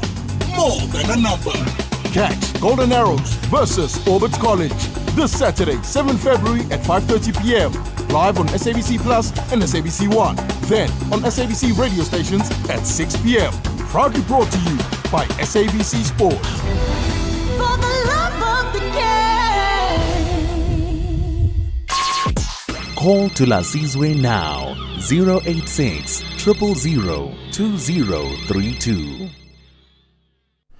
All right, so lots of voice notes and messages coming through. We thought we'd just clear the space for you and just make sure that we give you as much time as possible. But before we do that, I do try to keep my promises. I don't always get it right, okay? As I always say, remember that when I'm running for office. So earlier on, I promised that we will play back a clip of the Zimbabwean president, Emmerson Mnangagwa, at the summit in Dubai, where he was asked, I think the anchor is, the host there is Tucker Carlson. I stand to be corrected. I believe it is. So he was asking him about the events in Venezuela. The U.S. going in there, abducting the president of Venezuela, taking him over to the United States as a prisoner of the United States, etc. Something you would think, political leadership would have views on, strong views, one way or another. You would think they have a view. Does it square up with international law? How does it sit with diplomatic, traditions and everything? Does it concern you, or is it a good move? Do you welcome it? Here's the answer. So it's a very short clip. In fact, you hear it at the end, the moderator then moving the question to the next president. Take a listen to this. President Nagawa, what did you think of what happened in Venezuela last month? Venezuela is very far away from Zimbabwe. Yes, it is. yes, sir. But I wonder, I still wonder as a head of state, a longtime head of state, what you thought of that. I mean, you must pay attention to what happens to other heads of state. Yeah, but I don't know what we really read in Zimbabwe actually happens in Venezuela, but from what we read, we are interested to know why it is happening.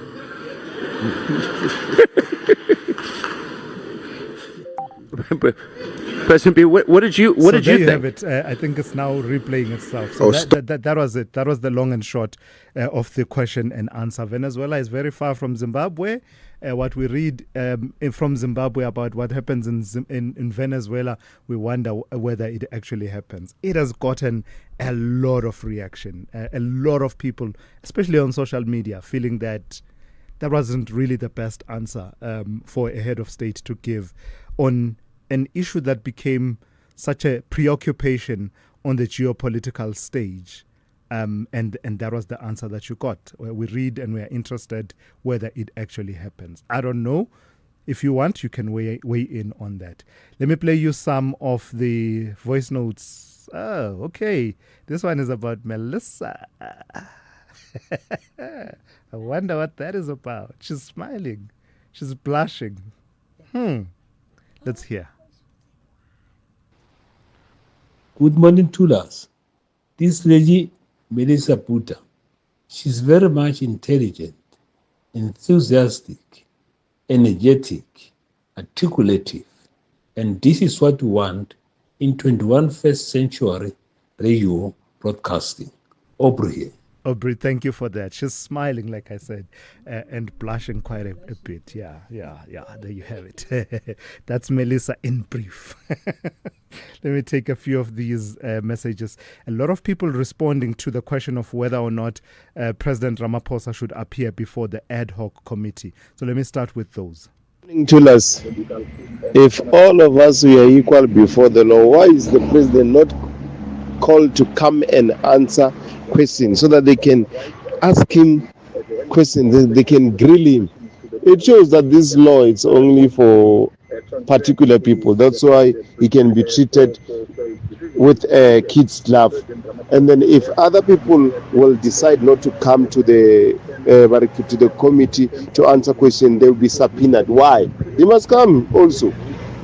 Yeah, so I don't know, but there's two things. The president has appeared before a commission of inquiry, so there's that precedent that I talked about set years ago by the late Nelson Mandela, and set a tradition really that says you are not above the law as head of state. If you need to account in an inquisitorial process happening in public, you are not above appearing in court. Actually, it was a court process. So that's the one thing. And subsequent to that, you had President Ramaphosa appearing at the Zondo Commission of Inquiry. But with this one also, there's the question of the president accounts to Parliament. He's not a member of Parliament. He's not a member of the National Assembly.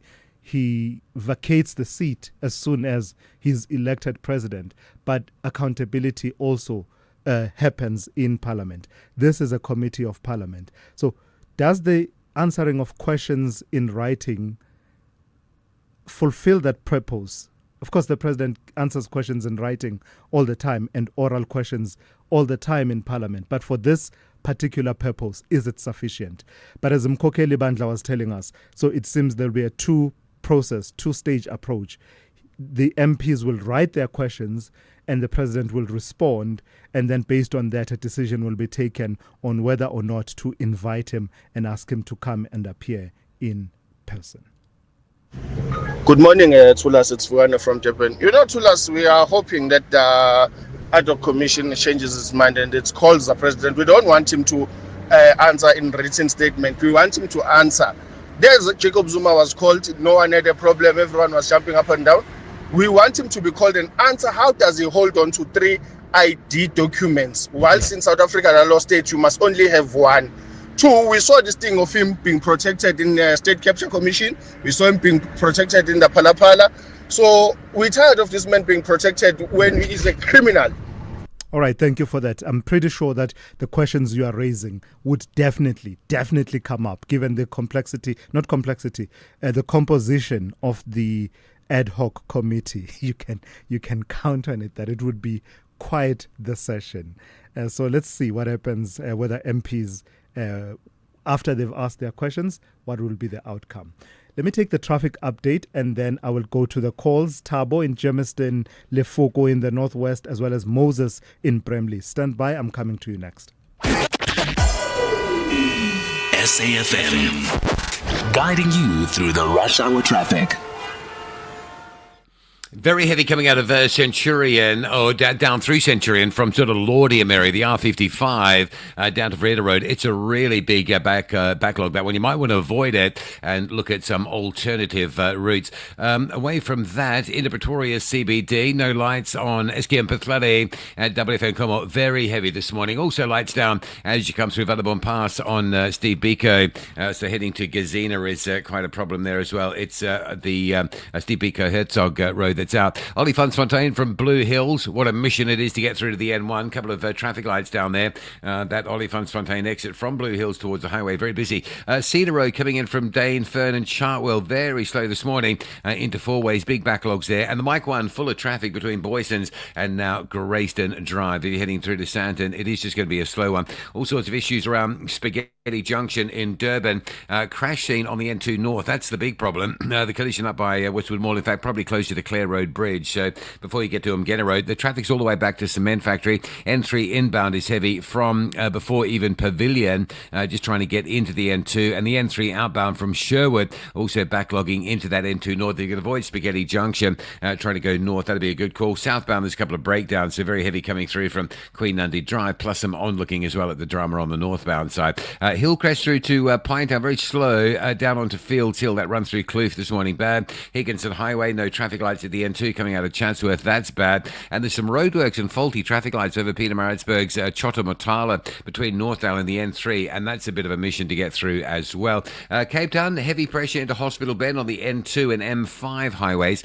A bus crash just as you off-ramp the M5 North onto the N2, and that's having a big impact on both highways. The N2 heavy from Roberts Bukwe just after the the airport. The M5, I kid you not, it's all the way back to Southfield Parkwood. Coming in from Grassy Park Retreat. It's a long trip up that M5 this morning. Rob Byrne, SAFM Traffic. Get Barter school shoes at Spar for 75 Rand when you spend 350 Rand or more and swipe your rewards card. Buy 1 litre Spar Long Life Milk, 6-pack, full cream or low fat for 89.99 plus 200 megs free data on Spar Mobile. Or 750 gram Nescafe Real Coffee tin or 800 gram pouch for 129.99 plus 300 megs free data on Spar Mobile. Price is valid from 20 Jan till 8 Feb while stocks last. Only at Spar. T's and C's apply. Welcome to it. This is season 1 of Playlist happening right here at Maloka, and believe me, it's a party. Set your reminder every Friday, 9 p.m. Playlist at Maloka is in the building.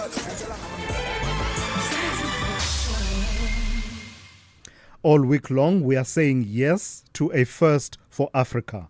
For the first time in its 60-year history, the Montreux Jazz Festival is coming to African soil, and it's happening in Franschhoek. Say yes to the first artist reveal on the Archers stage, featuring Salif Keita, Mandisi Tyankis, Billy Monama's Guitar Convergence, and the Casavan Ama Big Band Experience.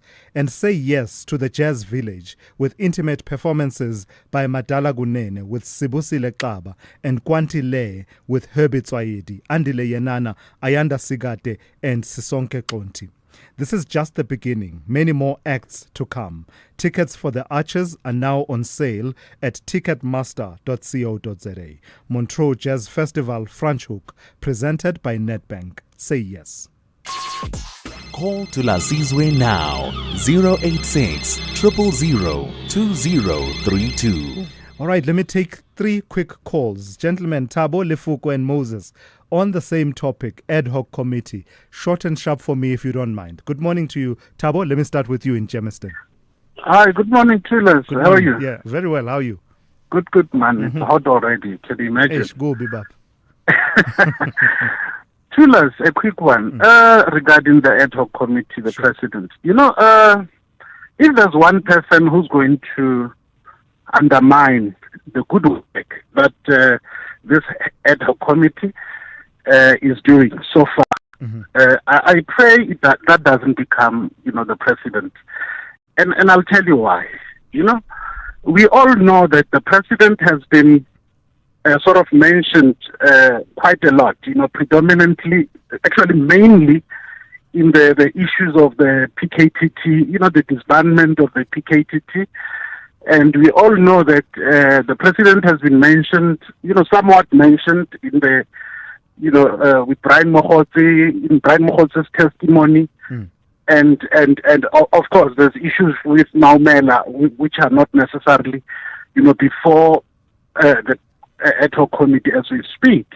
But what I want to say, Tulas, is that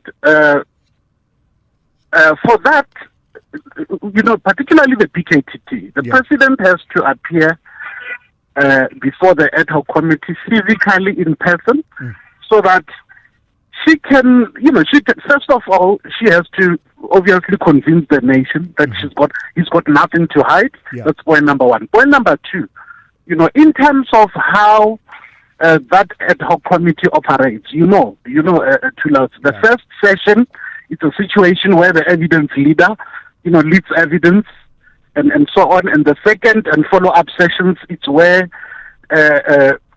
members are given the opportunity to ask questions and get, further clarity and so on.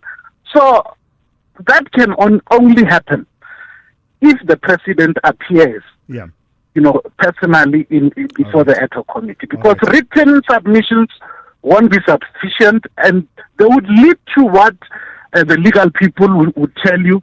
It will lead to inconclusive, evidence. All right. And at the end of the day, Thabo, I have to leave it there, unfortunately. I do need to move on, but thank you. Thank you for that point that Thabo has made. Let me move on to Moses in Bremley. Good morning to you, Moses. Hey, morning, Thulasizwe. Good morning. Please go ahead. Yeah, man. Thulasizwe, I'm concerning about this witness F at the Mahlanga Commission of Inquiry. Yeah. it's like it's so scary when Thulasizwe that we've been at the mercy of the cartel and the syndicate. You know, that is why these people were just doing this armed robbery of these vans that transport money. Haste, presently, during the day, and there's no police responding. That is why these guys were bombing ATMs, whereby it's next to police station and there's no response.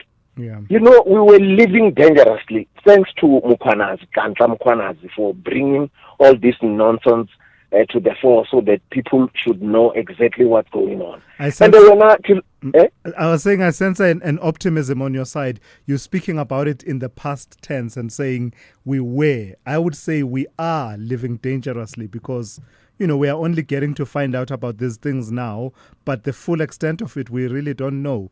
A lot more could still be happening. Many criminal actors that have connections so deep, tentacles so deep in law enforcement. And you know, when Thulasizwe, when you listen to this guy, the guys that he's mentioning, the president, the deputy president who was hustling in selling guns, this is dangerous. It's dangerous from a deputy president. And this guy comes and said the number that he saved, it's for Simpiwe. Then he saved him as deputy comrade D.D. Mabuza. Yeah. You know, they are playing with our mind. And when you connect the dots, when witness, I think it's witness B, the lady who testified, the Matlanga, yes, when she concluded her testimony, she was emotional. Talking about this Mutau, it's mentioned now by this witness S. That I'm afraid of Mutau because this guy, he doesn't send people to do his assassin, this Inkabi thing. He can do this himself. So she needed protection. Moses, it shows even the people that these guys were involved, the cartel was involved in haste, in drugs. All right, Moses. The taxi people. Let's leave it there. Let's give Lefuko a chance before we get to the news. Lefuko, good morning. Morning. The main reason that Mkhwanazi came up with was that there's an illegal disbandment of the PKT team. Mm-hmm. The minister comes and he says, I spoke to the president and the president approved. So why is it even a debate that Cyril Ramaphosa should appear in this committee? Because if I'm Mokhosi and if I'm O'Sullivan, I will then say, okay, there's a precedent being set here. You guys must send me written questions and I'll answer. Because it's not the president who's going to answer those written questions. It's him and his lawyers. Yeah. We need him to sit there and answer the question, and so we can see for ourselves what this president is about. Ramaphosa, when Thulas, I think he's just one of them. Why doesn't he pick up his hand and say, no, guys, I want to come and appear there? Yeah.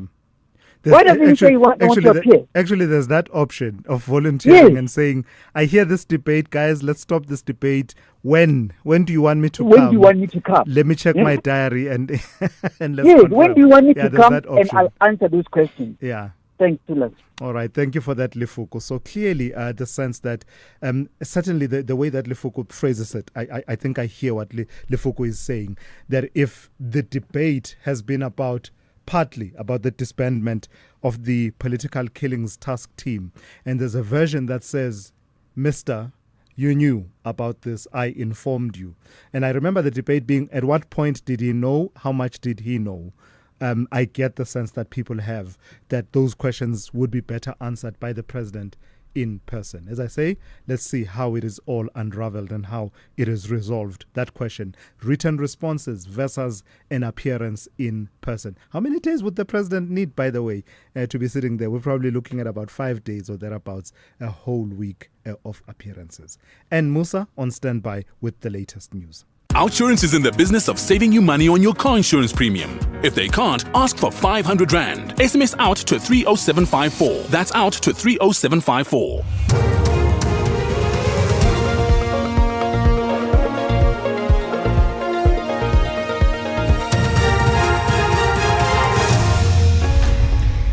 Thanks to us. In our top stories, Katiso Molefe co-accused to appear in court and DA MP to appear before the ad hoc committee.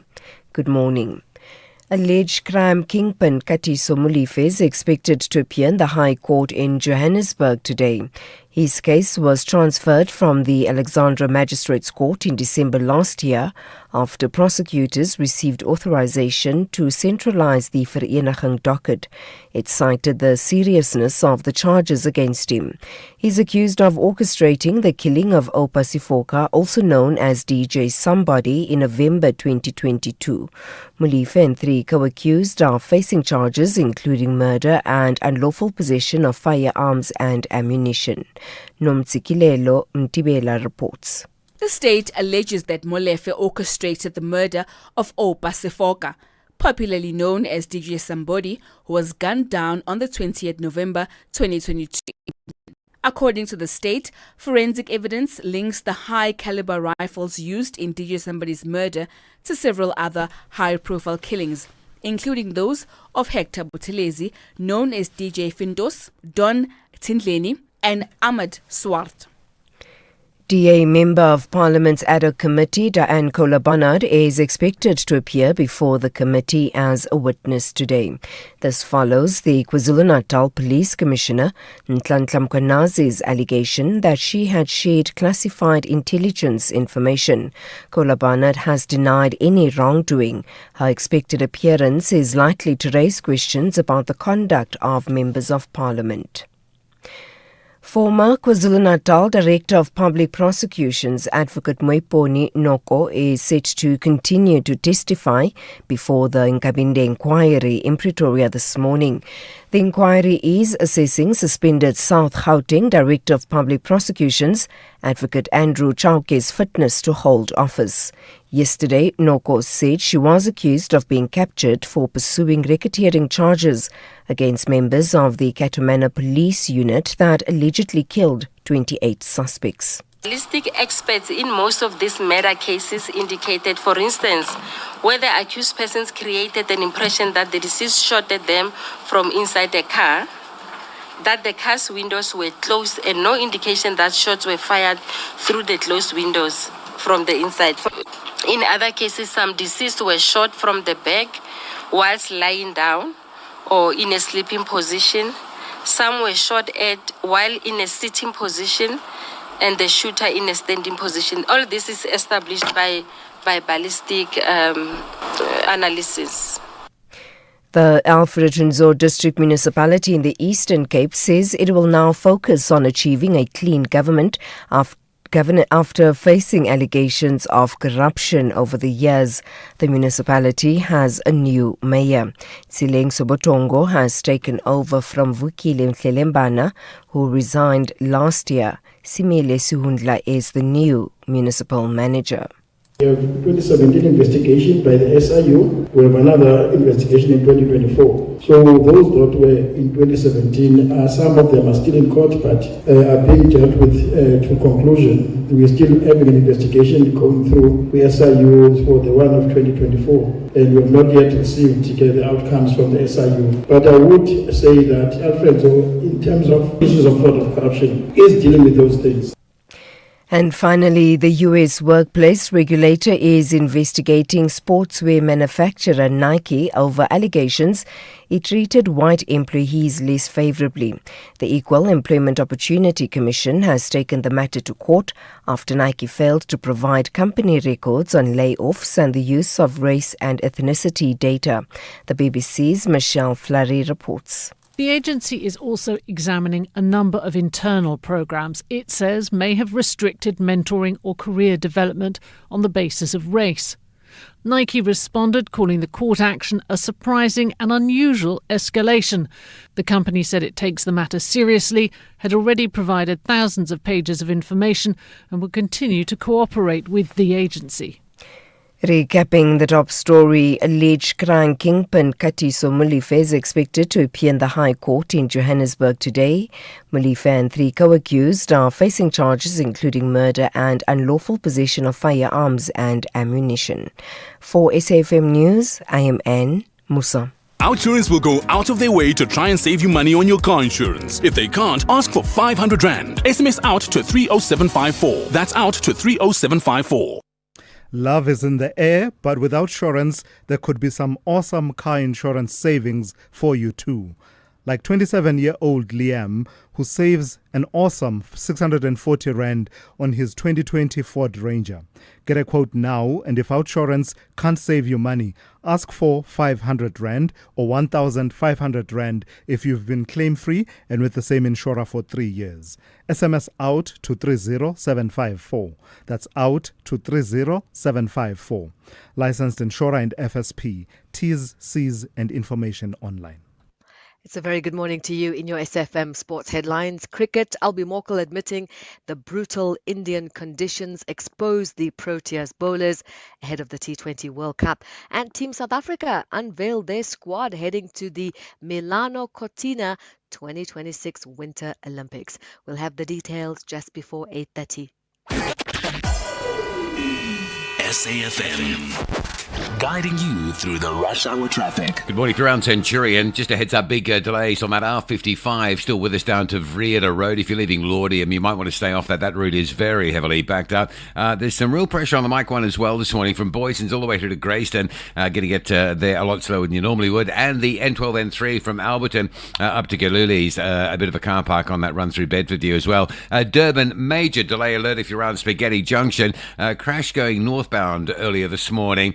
Just up by Clare Road Bridge, ahead of the roadworks, has caused a big backlog from Cement Factory. Also, the N3 inbound from Pavilion, outbound from Sherwood. Very heavy trying to get into Spaghetti Junction onto that N2 North. The crash is cleared, but it is going to stay busy for a while because of the volume in the roadworks. The N2 South just as bad, with queues from Queen Nundy Drive all the way down to a breakdown near Clare Road Bridge as well. Southern Freeway inbound is heavy towards the Esplanade. Higginson Highway out of Chatsworth, no lights at the N2, so that's really bad as well. And then Cape Town, a bus crash on the M5 North ramp to the N2 inbound.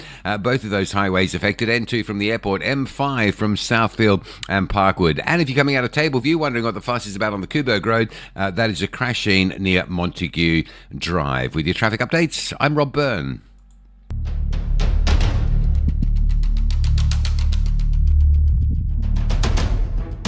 The Morning Brief with Thulasizwe Simelane. Weekdays, Monday to Friday, 6 to 9 a.m. The Morning Brief with Thulasizwe Simelane. Weekdays, Monday to Friday, 6 to 9 a.m. 8 minutes after 8. Welcome to it, the third hour of the Morning Brief on this Thursday. It is great to be in your company. I've got lots to go through in the next half hour, so I'll briefly and very quickly just read a few of your messages. Let me start with this one from TG, who says, this so-called misrepresentation is nothing new, and in fact criminals are released by prison officials who are corrupt, and many criminals don't even spend one day in prison, and this thing is happening across the country, and even inquiry commission won't solve the issue, in reference there to the story we were reporting out of the Western Cape and concerns about the manifestations of the problem in the Western Cape, says TG. Then two people wanting to talk about President Ramaphosa and appearance in Parliament or non-appearance.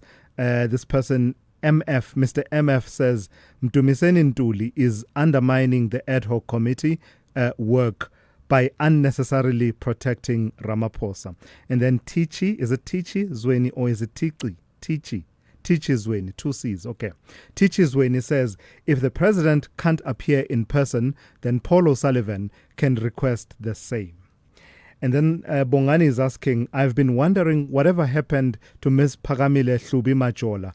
Haven't heard her on radio for a while. Do you know? Well, Bongani, the latest is that Phakamile Hlubi Majola resigned this week as the spokesperson of the National Union of Metal Workers of South Africa, NUMSA, under circumstances in which, it's been said that she faced death threats, which is really one of those sad realities that we live with in our countries. So we're told that she faced death threats, and under those circumstances, it became an issue of prioritizing her own safety and basically saying, if this work is going to expose me to this kind of peril, perhaps I'm better off doing something else. It really is concerning, the whole issue of death threats, knowing what we know, that in this country, more often than not, a threat is not empty. It's always, not always, but a lot of the times, it's then backed up by murderous action. So that is the story, the latest around Phakamile Hlubi Majola. I'll take your calls a bit later on, 086 000 2032. Your WhatsApp voice notes, 0614 104 107. With that said, let's get into the third hour of the morning brief. The boys of Lehlono Siema have a clear mandate to ensure joy remains in the City of Roses. However, the Natal Rich Boys insist on a ticket to the last 16. This is the Nedbank Cup last 32. More than a number. Catch Suelele FC versus Richards Bay FC this Sunday, 8 February at 5:30 p.m. Live on SABC Plus and SABC One. Then on SABC radio stations at 6 p.m. Proudly brought to you by SABC Sport. For the love of the game. Thulasizwe Simelane on the morning brief. Weekdays, Monday to Friday, 6 to 9 a.m. So this next conversation is brought to you and sponsored by Samsung South Africa. We are talking about Samsung's Solve for Tomorrow. What is it? Well, it was launched for the first time in 2023. Samsung Solve for Tomorrow is a unique competition that encourages creative thinking, problem-solving skills, and teamwork to nurture social innovative ideas that address local communities' most pressing challenges.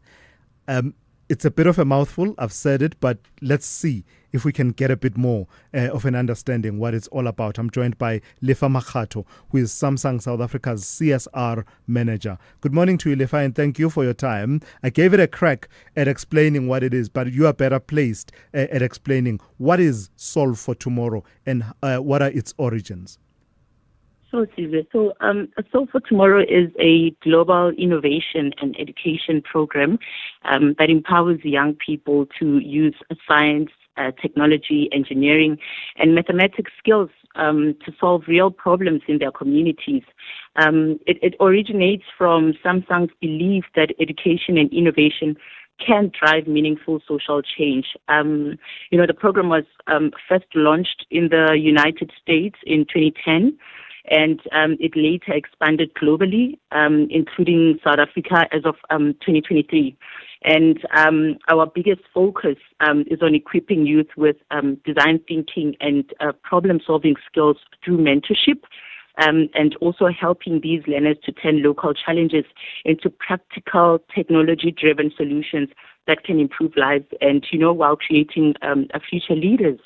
Sounds exciting. So tell me, what are some of the problems that you've seen being tackled by these young people and trying to solutions workshop around them and harnessing technology to solve? Just a few examples. So last year we had an infrastructure and safety theme, and this year our theme is around social change through sports and technology, as well as environmental sustainability through technology. So some of the innovations that we have seen, last year when we were facing a lot of load shedding, there was a school in Venda that came up with a solar-powered stove, to say that, solar power doesn't necessarily have to only turn on your lights, but you can use solar to also turn on your stoves. And also when it comes to environmental sustainability, there was a school in KZN by the name of Adams College. They focused on marine. And they said that they've identified that South Africa has a lot of issue when it comes to microplastics in our oceans, and it harms a lot of our marine creatures. And they came up with an automated robot that actually identifies this microplastics in our seas and oceans and protects the marine life. So that's some of the innovations that we have seen over the past few years that we have been operating Solve for Tomorrow. And how does Solve for Tomorrow fit in with your contributions towards economic transformation and digital inclusion in this country? It all started with Samsung Smart Classrooms years back. Samsung has been in the economic transformation and digital inclusion since its operation in South Africa. And over the years, the company has donated fully equipped digital classrooms to public schools, particularly in under-resourced communities.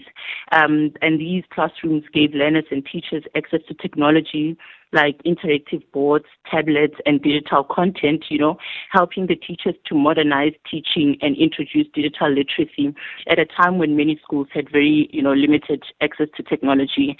And building onto that foundation, we then introduced Samsung Solve for Tomorrow in 2023, which then shifted the focus from access to more geared towards innovation.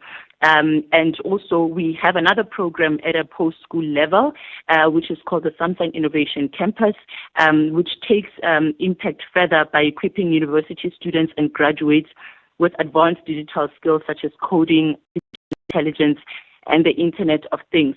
So the aim with these programs is to improve employability and prepare these young South Africans for participation in the digital economy. I think these three initiatives reflect a long-term corporate social responsibility, commitment to digital inclusion by Samsung.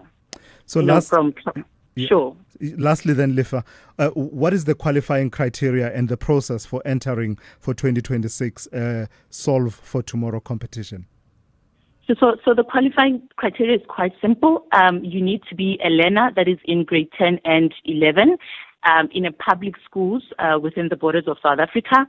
The entries need to be made by a team of 2 to 5 learners, and the school is only eligible to pick one theme and make one entry to the competition.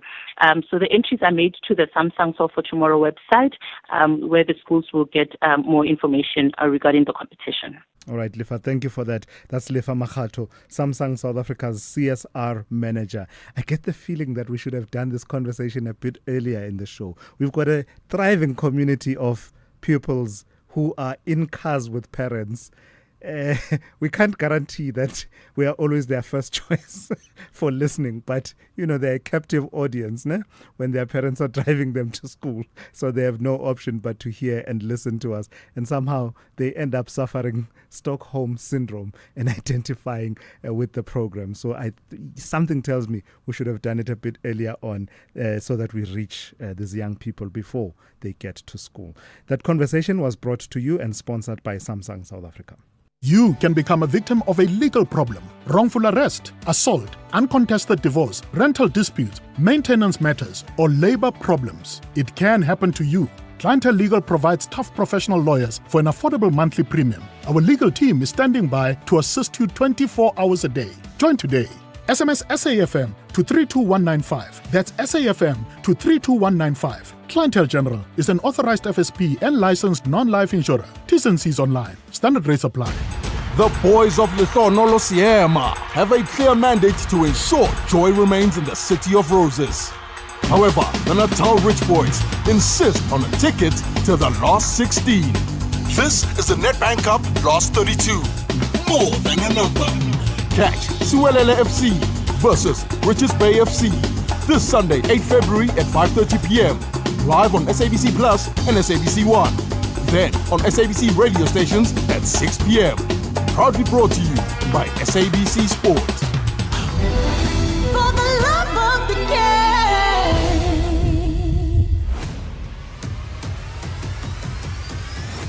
Thulasizwe Simelane is streaming live now on Facebook, YouTube, and X at SAFM Radio.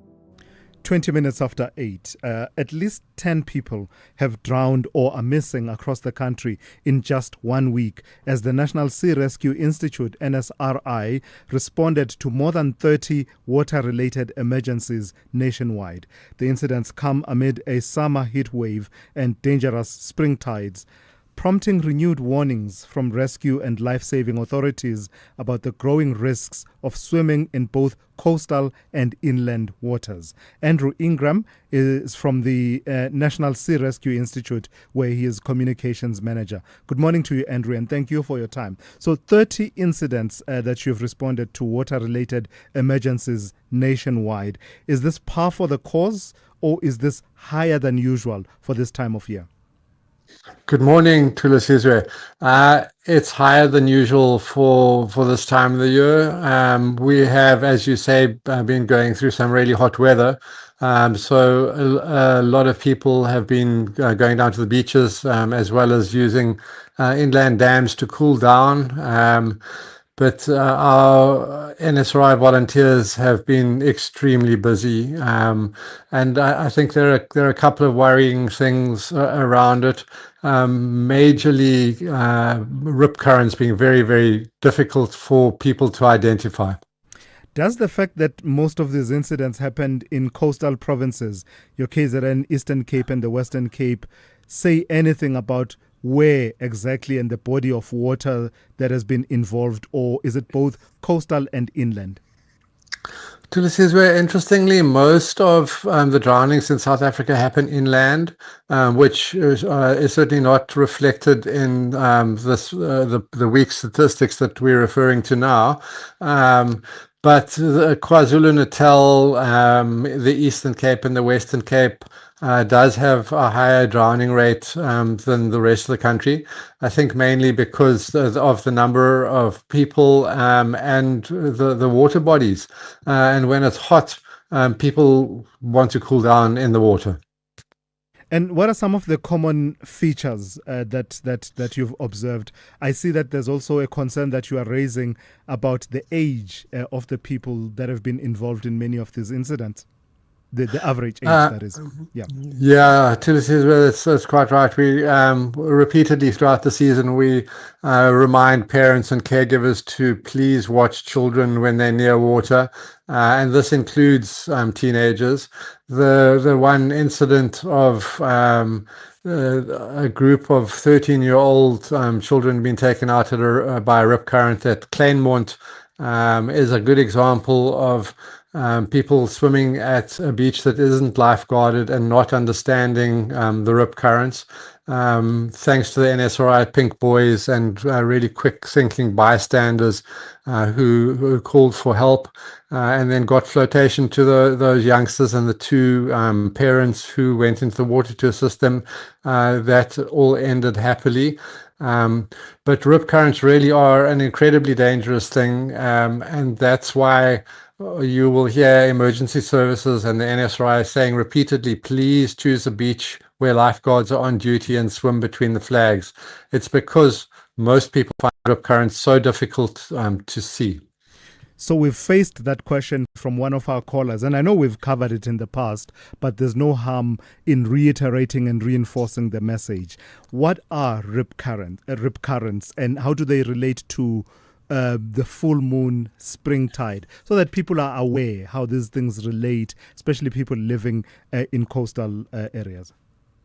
So a rip current is like a river of water that flows away from the beach out to the backline, and it's caused at specific beaches, and in fact probably most of the beaches in KZN, Eastern Cape, and many on that coastline right the way down to Cape Town and up around the west coast as well. So most of our coastline have rip currents, and what happens is when the waves come into a beach, one wave comes in, another wave comes behind it, another wave comes behind it, and you suddenly have all of this water that is kind of piling up at the beach, and it needs to get back out to sea again.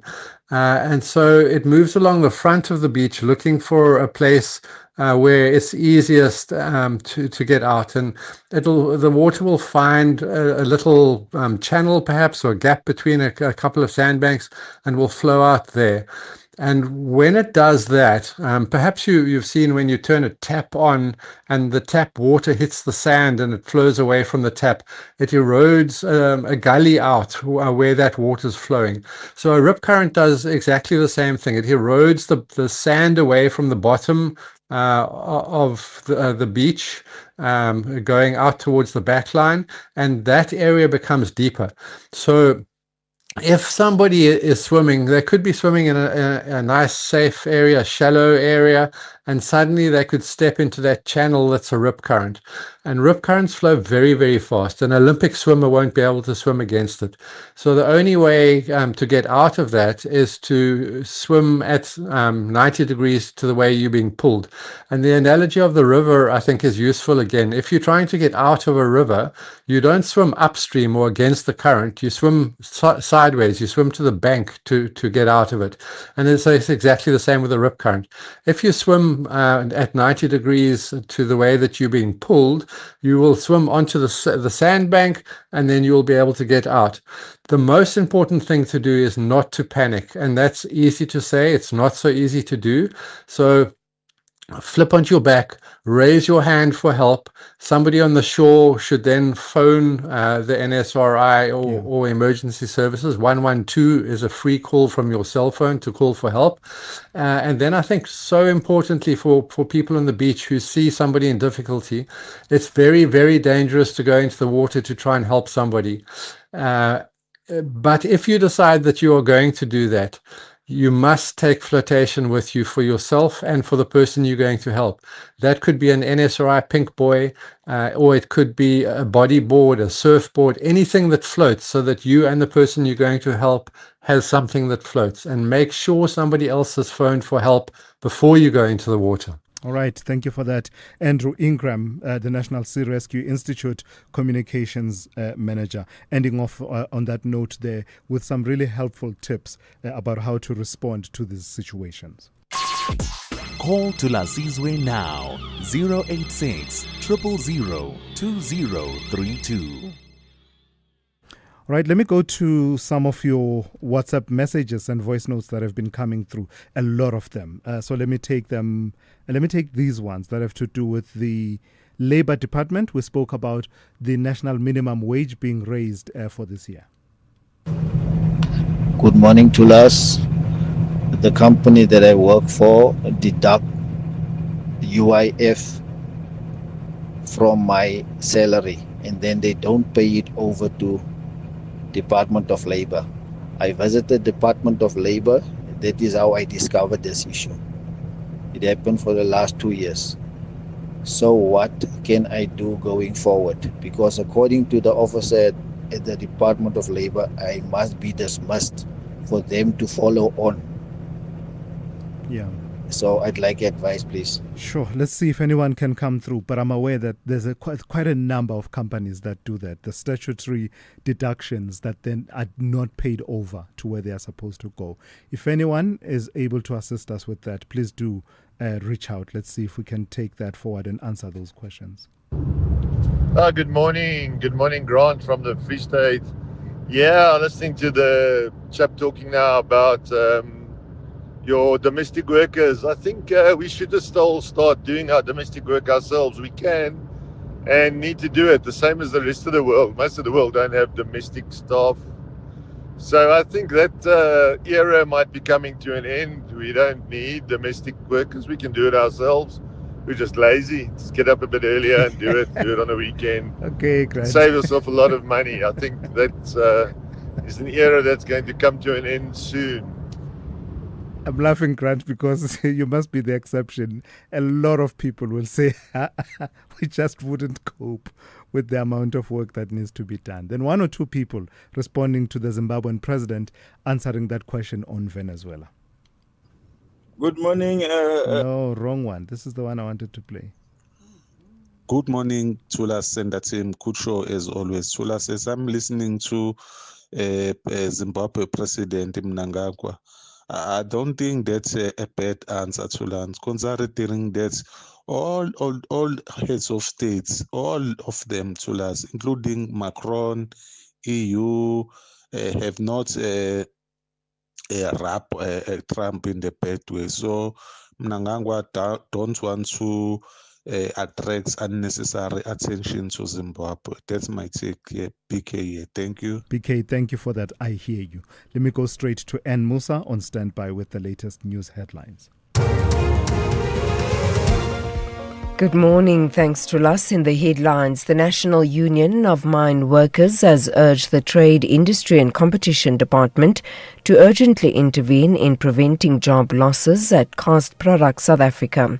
NUM in a statement says the company initiated a voluntary business rescue process in 2022 with the aim of ultimately finding a suitable equity partner. Alleged crime kingpin Katiso Molefe is expected to appear in the High Court in Johannesburg today.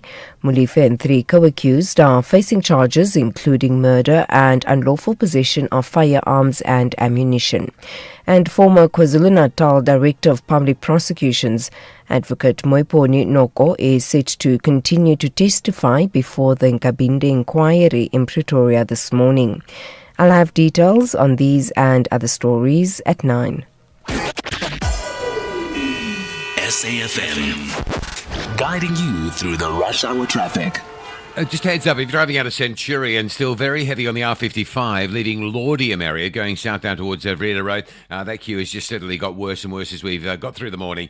Crash on the N3 south near Linksfield, so some queues passing Edenvale on your way down towards Gillily's Interchange. And the Mike 1 North still busy between Boysons and around about sort of Empire Road. There is a crash as you come off the highway at Smith Street, Smitten Station, so extra congestion in that Braamfontein area as well. Durban, the N2 North stays heavy from Cement Factory up to Westwood Mall. Earlier crash near the mall is being cleared for quite some time, but that traffic hasn't really got a move on. Southbound, a breakdown before Spaghetti, so that's heavy coming through from Umgeda Road. And Umgeda Road through Springfield Park, day 2 are some big delays on your way into Durban. Marin Hill Plaza queuing up Durban bound again this morning, which is a bit unusual for this time of day.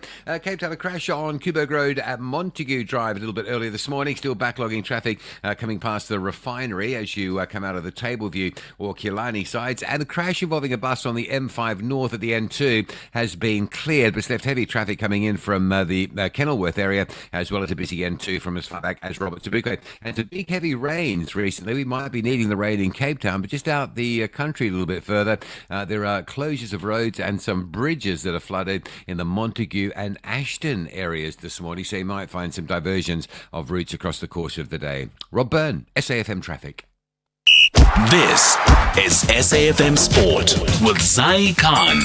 Hey Zai, good morning to you. Earlier on you called it the warm-up wobble. Despite the warm-up wobble, you are saying that the Proteas remain upbeat? Yes, Thulas. I think if the warm-up were the trophies, I think we'd really be worried this morning. But yeah, I think the Proteas are upbeat. They're just checking the pitch. They know they have to fine-tune before the big T20 World Cup. So yeah, we may have gone down by 30 runs in our warm-up against co-host India, but the camp insists the bigger picture remains firmly in focus. The match gave the Proteas an opportunity to experiment with combinations and roles ahead of the tournament. Specialist consultant Albie Morkel says his focus isn't on titles or labels. Yeah, specialist consultant is an interesting word. I was thinking about it. To me, it's anything I can do to help this team to win a World Cup, whether it's bowling, batting, fielding, a few tactics. So that's what I focus on, not only on one discipline. Off the field, to really try and help the guys with the experience I've got in India to see if we can get over the line. More cricket now. India booked their place in the ICC Under-19s Men's Cricket World Cup final after defeating Afghanistan in the second semi-final. India will now face England in the final on February after England overcame Australia in the first semi-final, and that will be tomorrow. On to soccer, we've got, after watching his team bow out of the Nedbank Cup last night, Kaizer Chiefs co-coach Cedric Kaiser has defended the decision to change the starting lineup. The rotation, I would say that you have to do it with all the minutes that the players have put in and all the kilometers that the data shows, all those trips as well. it's a must, the rotation. But yeah, it's as well with the players that started. They are Kaiser Chief players, and they are supposed to play those kind of games. And if you are a Kaiser Chief player, you need to be able to play against Stellenbosch, and they did everything they could. And now we have to just to look forward. And at the halfway stage of the Betway Premiership, Orlando Pirates remain firmly on course for a first league title since 2012. The Buccaneers face a decisive February run, starting with Gallants before a heavyweight clash against the defending champions Mamelodi Sundowns. The month closes with a potentially title-defining Soweto derby against Kaizer Chiefs. In the meantime, elsewhere, Fenerbahce have confirmed the signing of French midfielder N'Golo Kante from Al Ittihad, resolving a paperwork dispute that briefly threatened to derail the move. Kante arrives in Turkey after 2.5 years in Saudi Arabia. The former Chelsea star won the Champions League, Premier League, Europa League and FA Cup during his time in London, having first joined the Blues from Leicester City in 2016 after helping the Foxes to their famous league triumph. And finally, South Africa will have a small but determined team competing at the Milano Cortina 2026 Winter Olympics. 5 athletes will be flying the national flag in Italy. Teenage alpine skiers Lara Maktala, Thomas Weir headlined the squad alongside freestyle skier Malika Malherba, cross-country skier Matthew Smith and skeleton slider Nicole Berger. Smith and Berger will also carry the South African flag at the opening ceremony. That's your sport. We'll have John Kerika continuing the sport around 12:30. I'm Zai Khan. The Business Update on SAFM. Let's turn to Ndauling Lechela for the final update of the morning. Good morning to you, Ndauling. Let's start with RCL Foods. Tell me about their warning of a decline in earnings. What's that about? Now, the group says that pressure in its sugar business is weighing heavily on its earnings, and so it's forecasting a dip in earnings of at least 25%, largely driven by a flood of low-priced sugar imports into the local market, which has forced more locally produced sugar into export markets where prices are weaker. Now, the owner of Selati Sugar says this displacement, combined with poor global pricing, had a material impact on profitability. RCL adds that the local market remains insufficiently protected from deep sea sugar imports, and tariffs are currently under review by the trade authorities, with industry groups divided over whether protection should be strengthened or reduced. Now, RCL says an urgent outcome is needed to safeguard the sustainability of South Africa's sugar industry. Some of its other divisions are performing well. The group also owns brands like White Star Maize Meal, and we've seen those maize meal prices coming down, which has helped in terms of input costs for the food producer. And tell me about TFG and their international business. You're saying that it's weighing on TFG's overall performance. That's right, Tulas. Now, the latest update paints a picture of a retailer caught between tight competition here at home and mounting pressure abroad. Now, while sales are still edging higher, the group is being forced to confront the cost of weaker offshore operations, and that's where the pain is showing up in earnings. Now, the acquisition of UK brand White Stuff has lifted headline growth, masking a far slower underlying performance across the rest of the portfolio. Digital continues to do the heavy lifting, with online demand accelerating across regions and becoming an increasingly important part of the business. Star performer there is its online platform Bash, which has been doing quite well. But overall profitability taking a hit. TFG is preparing for write-downs linked to its international brands, a signal that recovery in key offshore markets is proving slower and more uncertain than expected.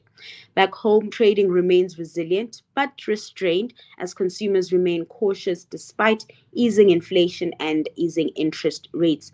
Management says those macro tailwinds should help over time, but for now, the group is prioritizing stabilizing its offshore footprint while leaning harder into digital growth. Lastly, Ndauling, cast an eye forward for us and just give us a sense of the kind of trading day we can expect. So the JSE is in for another mixed open. It's a busy company news day with earnings from Lesaka Technologies and ArcelorMittal SA and updates from Sasol and Boxer. So lots to chew on at the open. Meanwhile, the rand is under pressure, losing momentum against global peers. It's at 16.18 to the dollar, 22.09 to the pound, and above 19 to the euro. In commodities, oil trending lower as tensions between the US and Iran ease, trading just below $67 a barrel this hour. And then back to equities, traders digesting tech earnings amid a sell-off in the sector, and that, of course, weighing on US futures. The tech rout also spilling over to Asian markets with trade on that front in negative territory. Excellent, Ndauling. Sharp, isn't That's Ndauling Lechala there, having kept you updated on business, economics, and the markets. The Cherries won victory as a cherry on top of home ground advantage. Backwards, still there for Bournemouth, not bundled home yet. Now it is! Bournemouth 3, Liverpool 2. Stoppage time was up. Meanwhile, the Villains believe regular wins will position them in the top 4 bracket. Oh, what a goal! Emiliano Buendia salutes the Villa fans. Some lovely approach play from Aston Villa, and what a finish from Buendia. Straight into the corner. This is the Premier League. AFC Bournemouth versus Aston Villa, the Saturday 7 February at 4:30 p.m. Live on SABC Plus and SABC 3. Proudly brought to you by SABC Sport. For the love of the game. The Glamour Boys want to raise a poster written Amakhosi Ajabulile, but the Green Eagles say they enjoy flying with 3 points. This is the CAF Confederation Cup. Do not miss out on Kaizer Chiefs versus Al Mazri Sporting Club on Sunday 8 February at 2:30 p.m. Live on SABC Plus and SABC 1. Proudly brought to you by SABC Sport. For the love of the game. As the nation seeks answers, SAFM brings you live, uninterrupted coverage of Parliament's Ad Hoc Committee investigating allegations made by KwaZulu-Natal Provincial Commissioner, Lieutenant General Nhlanhla Mkhwanazi. You can also stay up to date with the Judicial Commission of Inquiry into criminality, political interference, and corruption in the criminal justice system. Stay informed, stay connected. Tune in live on SAFM 104 to 107 and follow the coverage across our digital platforms live on Facebook, X, and YouTube at SAFM Radio. SAFM, leading the conversations that move us.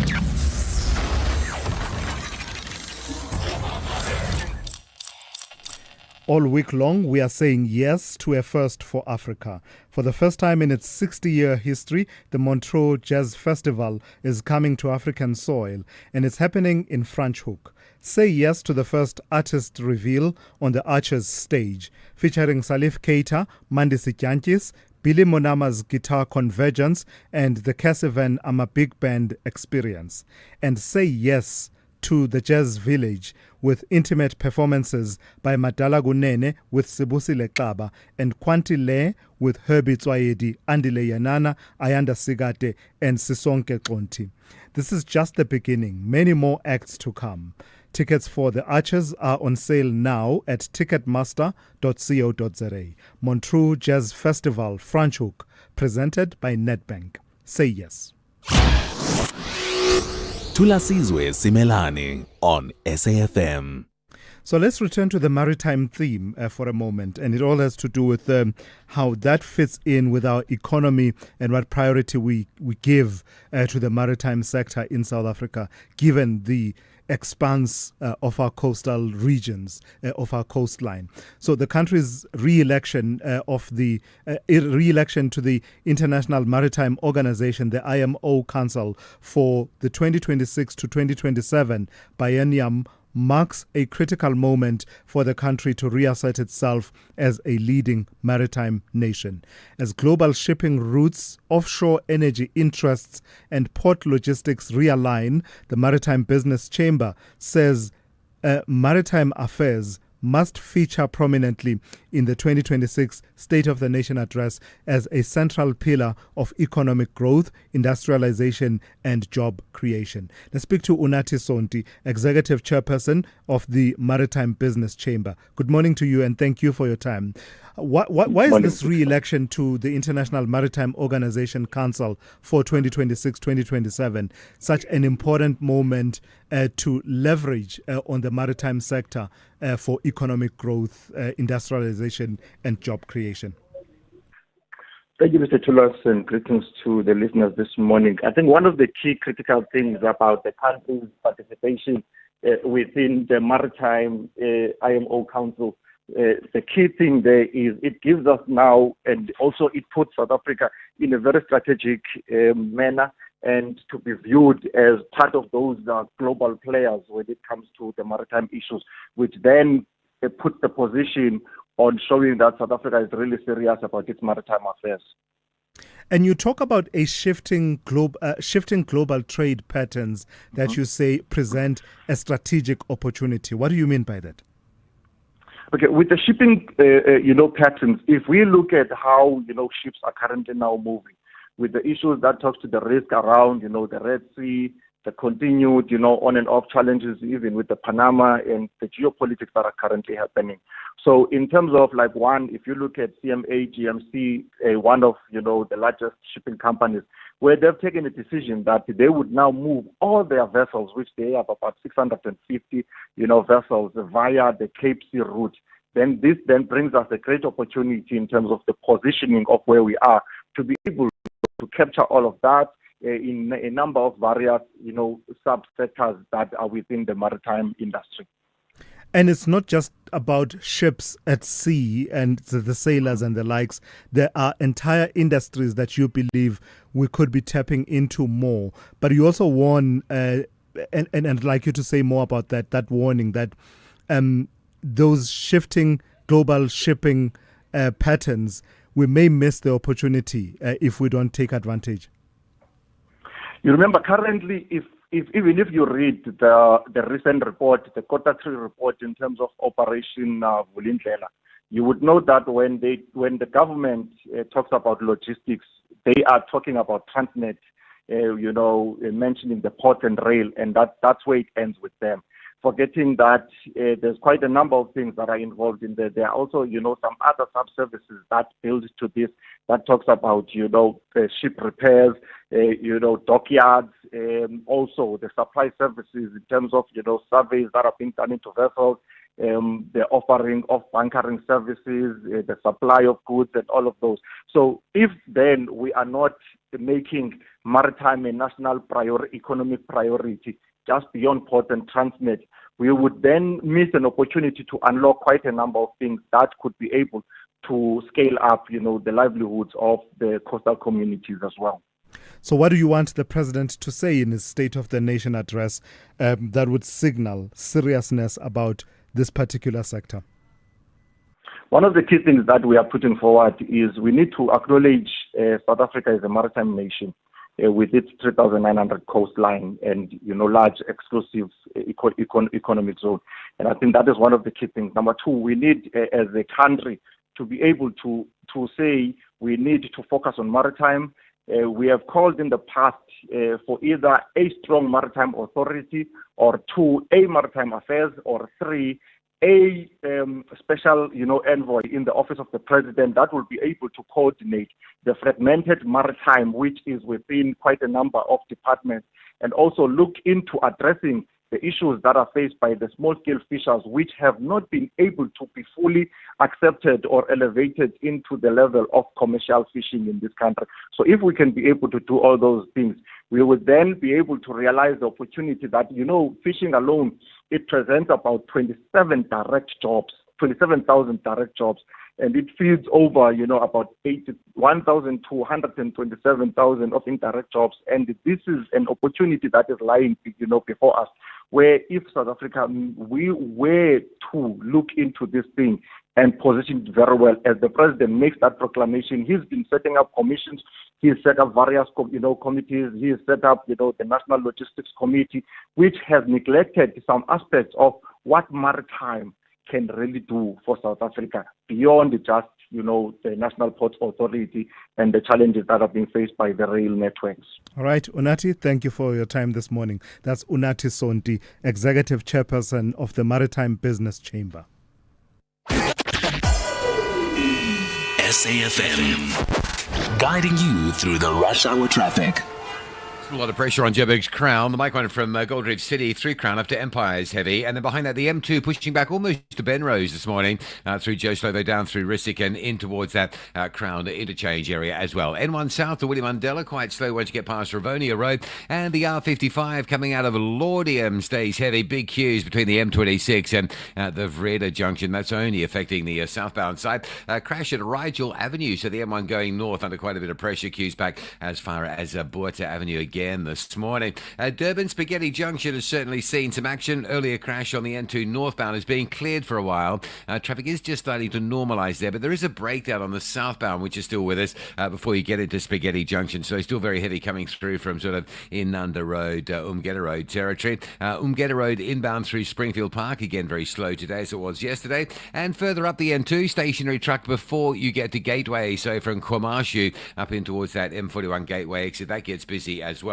Cape Town's M5, the earlier bus crash on the link to the N2 is being cleared for quite some time, but it's just left a very busy M5 this morning from sort of Racecourse Road, Kenilworth territory. N2 inbound from around about Robert Sobukwe, just after the airport, still heavy, big volumes there in towards Hospital Bend. And the R300, unusual for this time of morning, still sitting in the backlog through Brackenfell, slow going up towards the N1 highway. Rob Byrne, SAFM Traffic.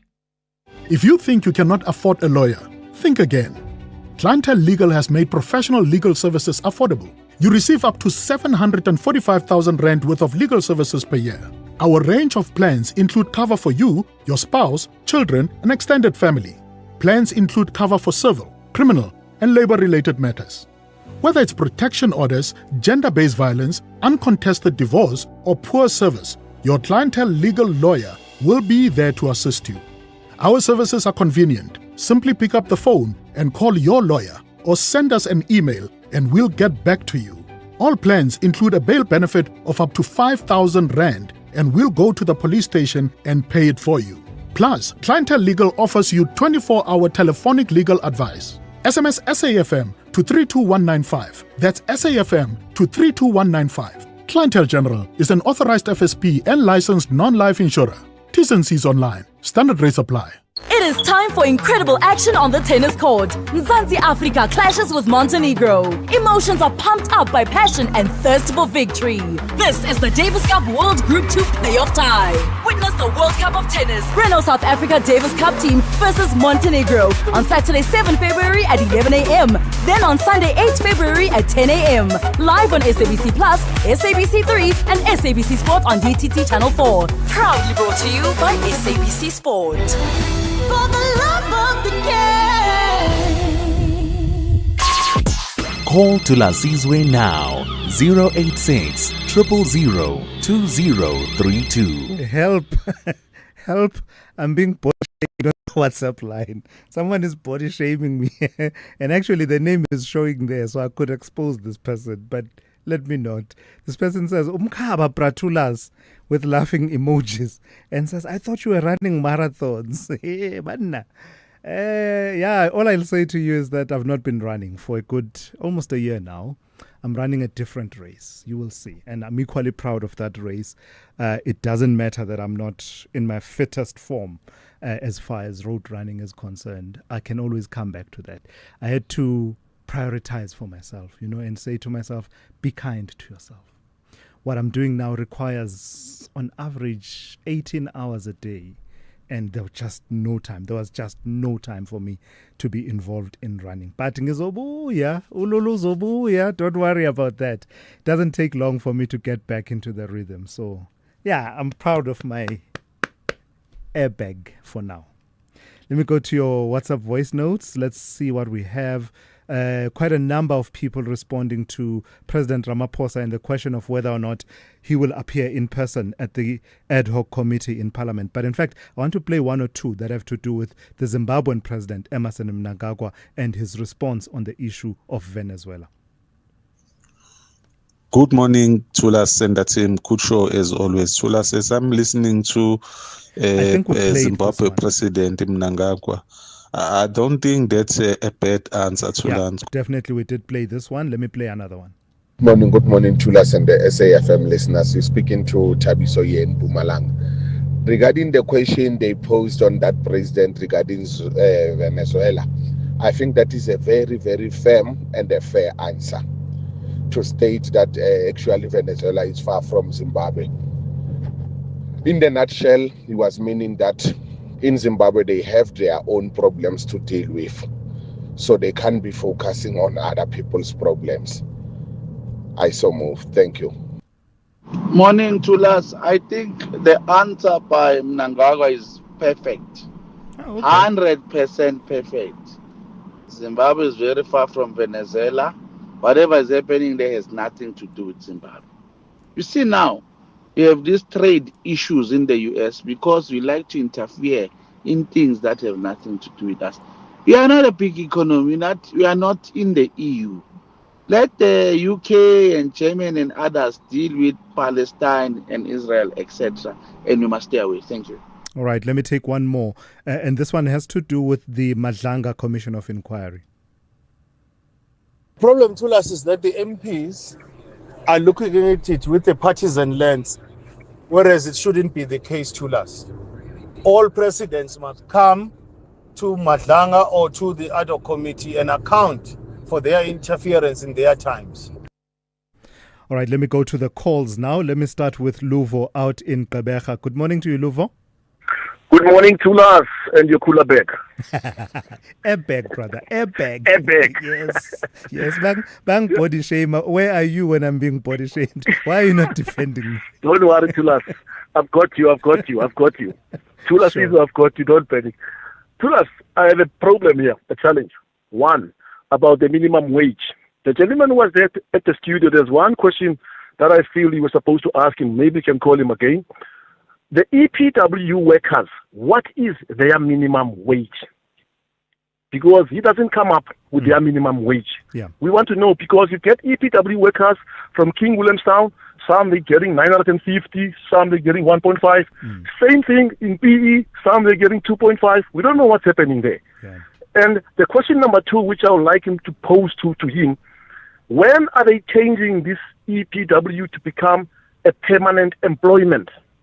Because it's frustrating what they're doing to our people. Yeah. This project or this program, it's a slavery at its best. Because they will take people for 6 months and they'll pay them for the first 3 months. For the last remaining 3 months, they won't pay them.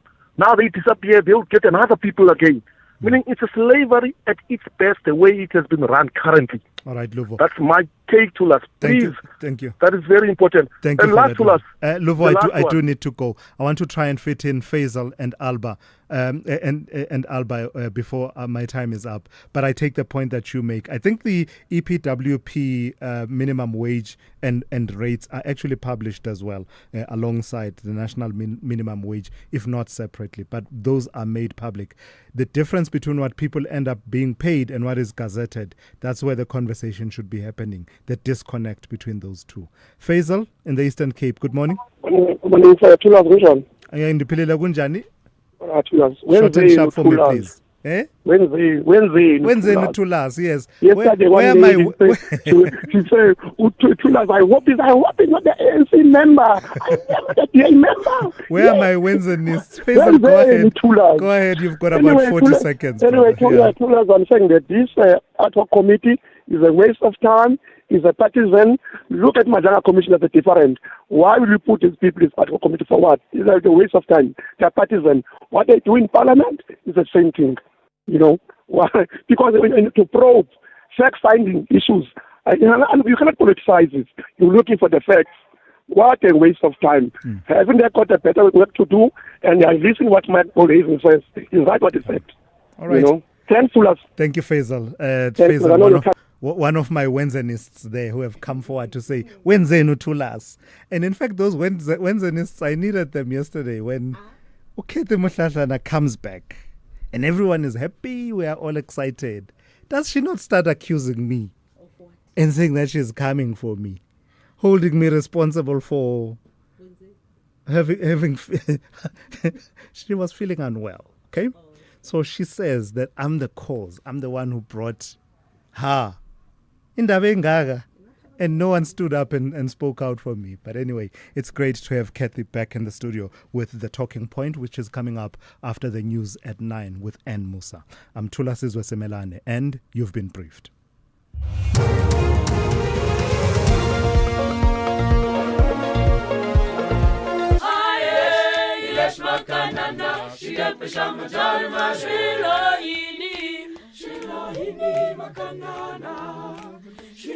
At Cast Products South Africa and murder accused Katiso Molefe to appear in court. Good morning. The National Union of Mine Workers, NUM, has urged the Trade, Industry and Competition Department to urgently intervene in preventing job losses at Cast Products South Africa. NUM, in a statement, says the company initiated a voluntary business rescue process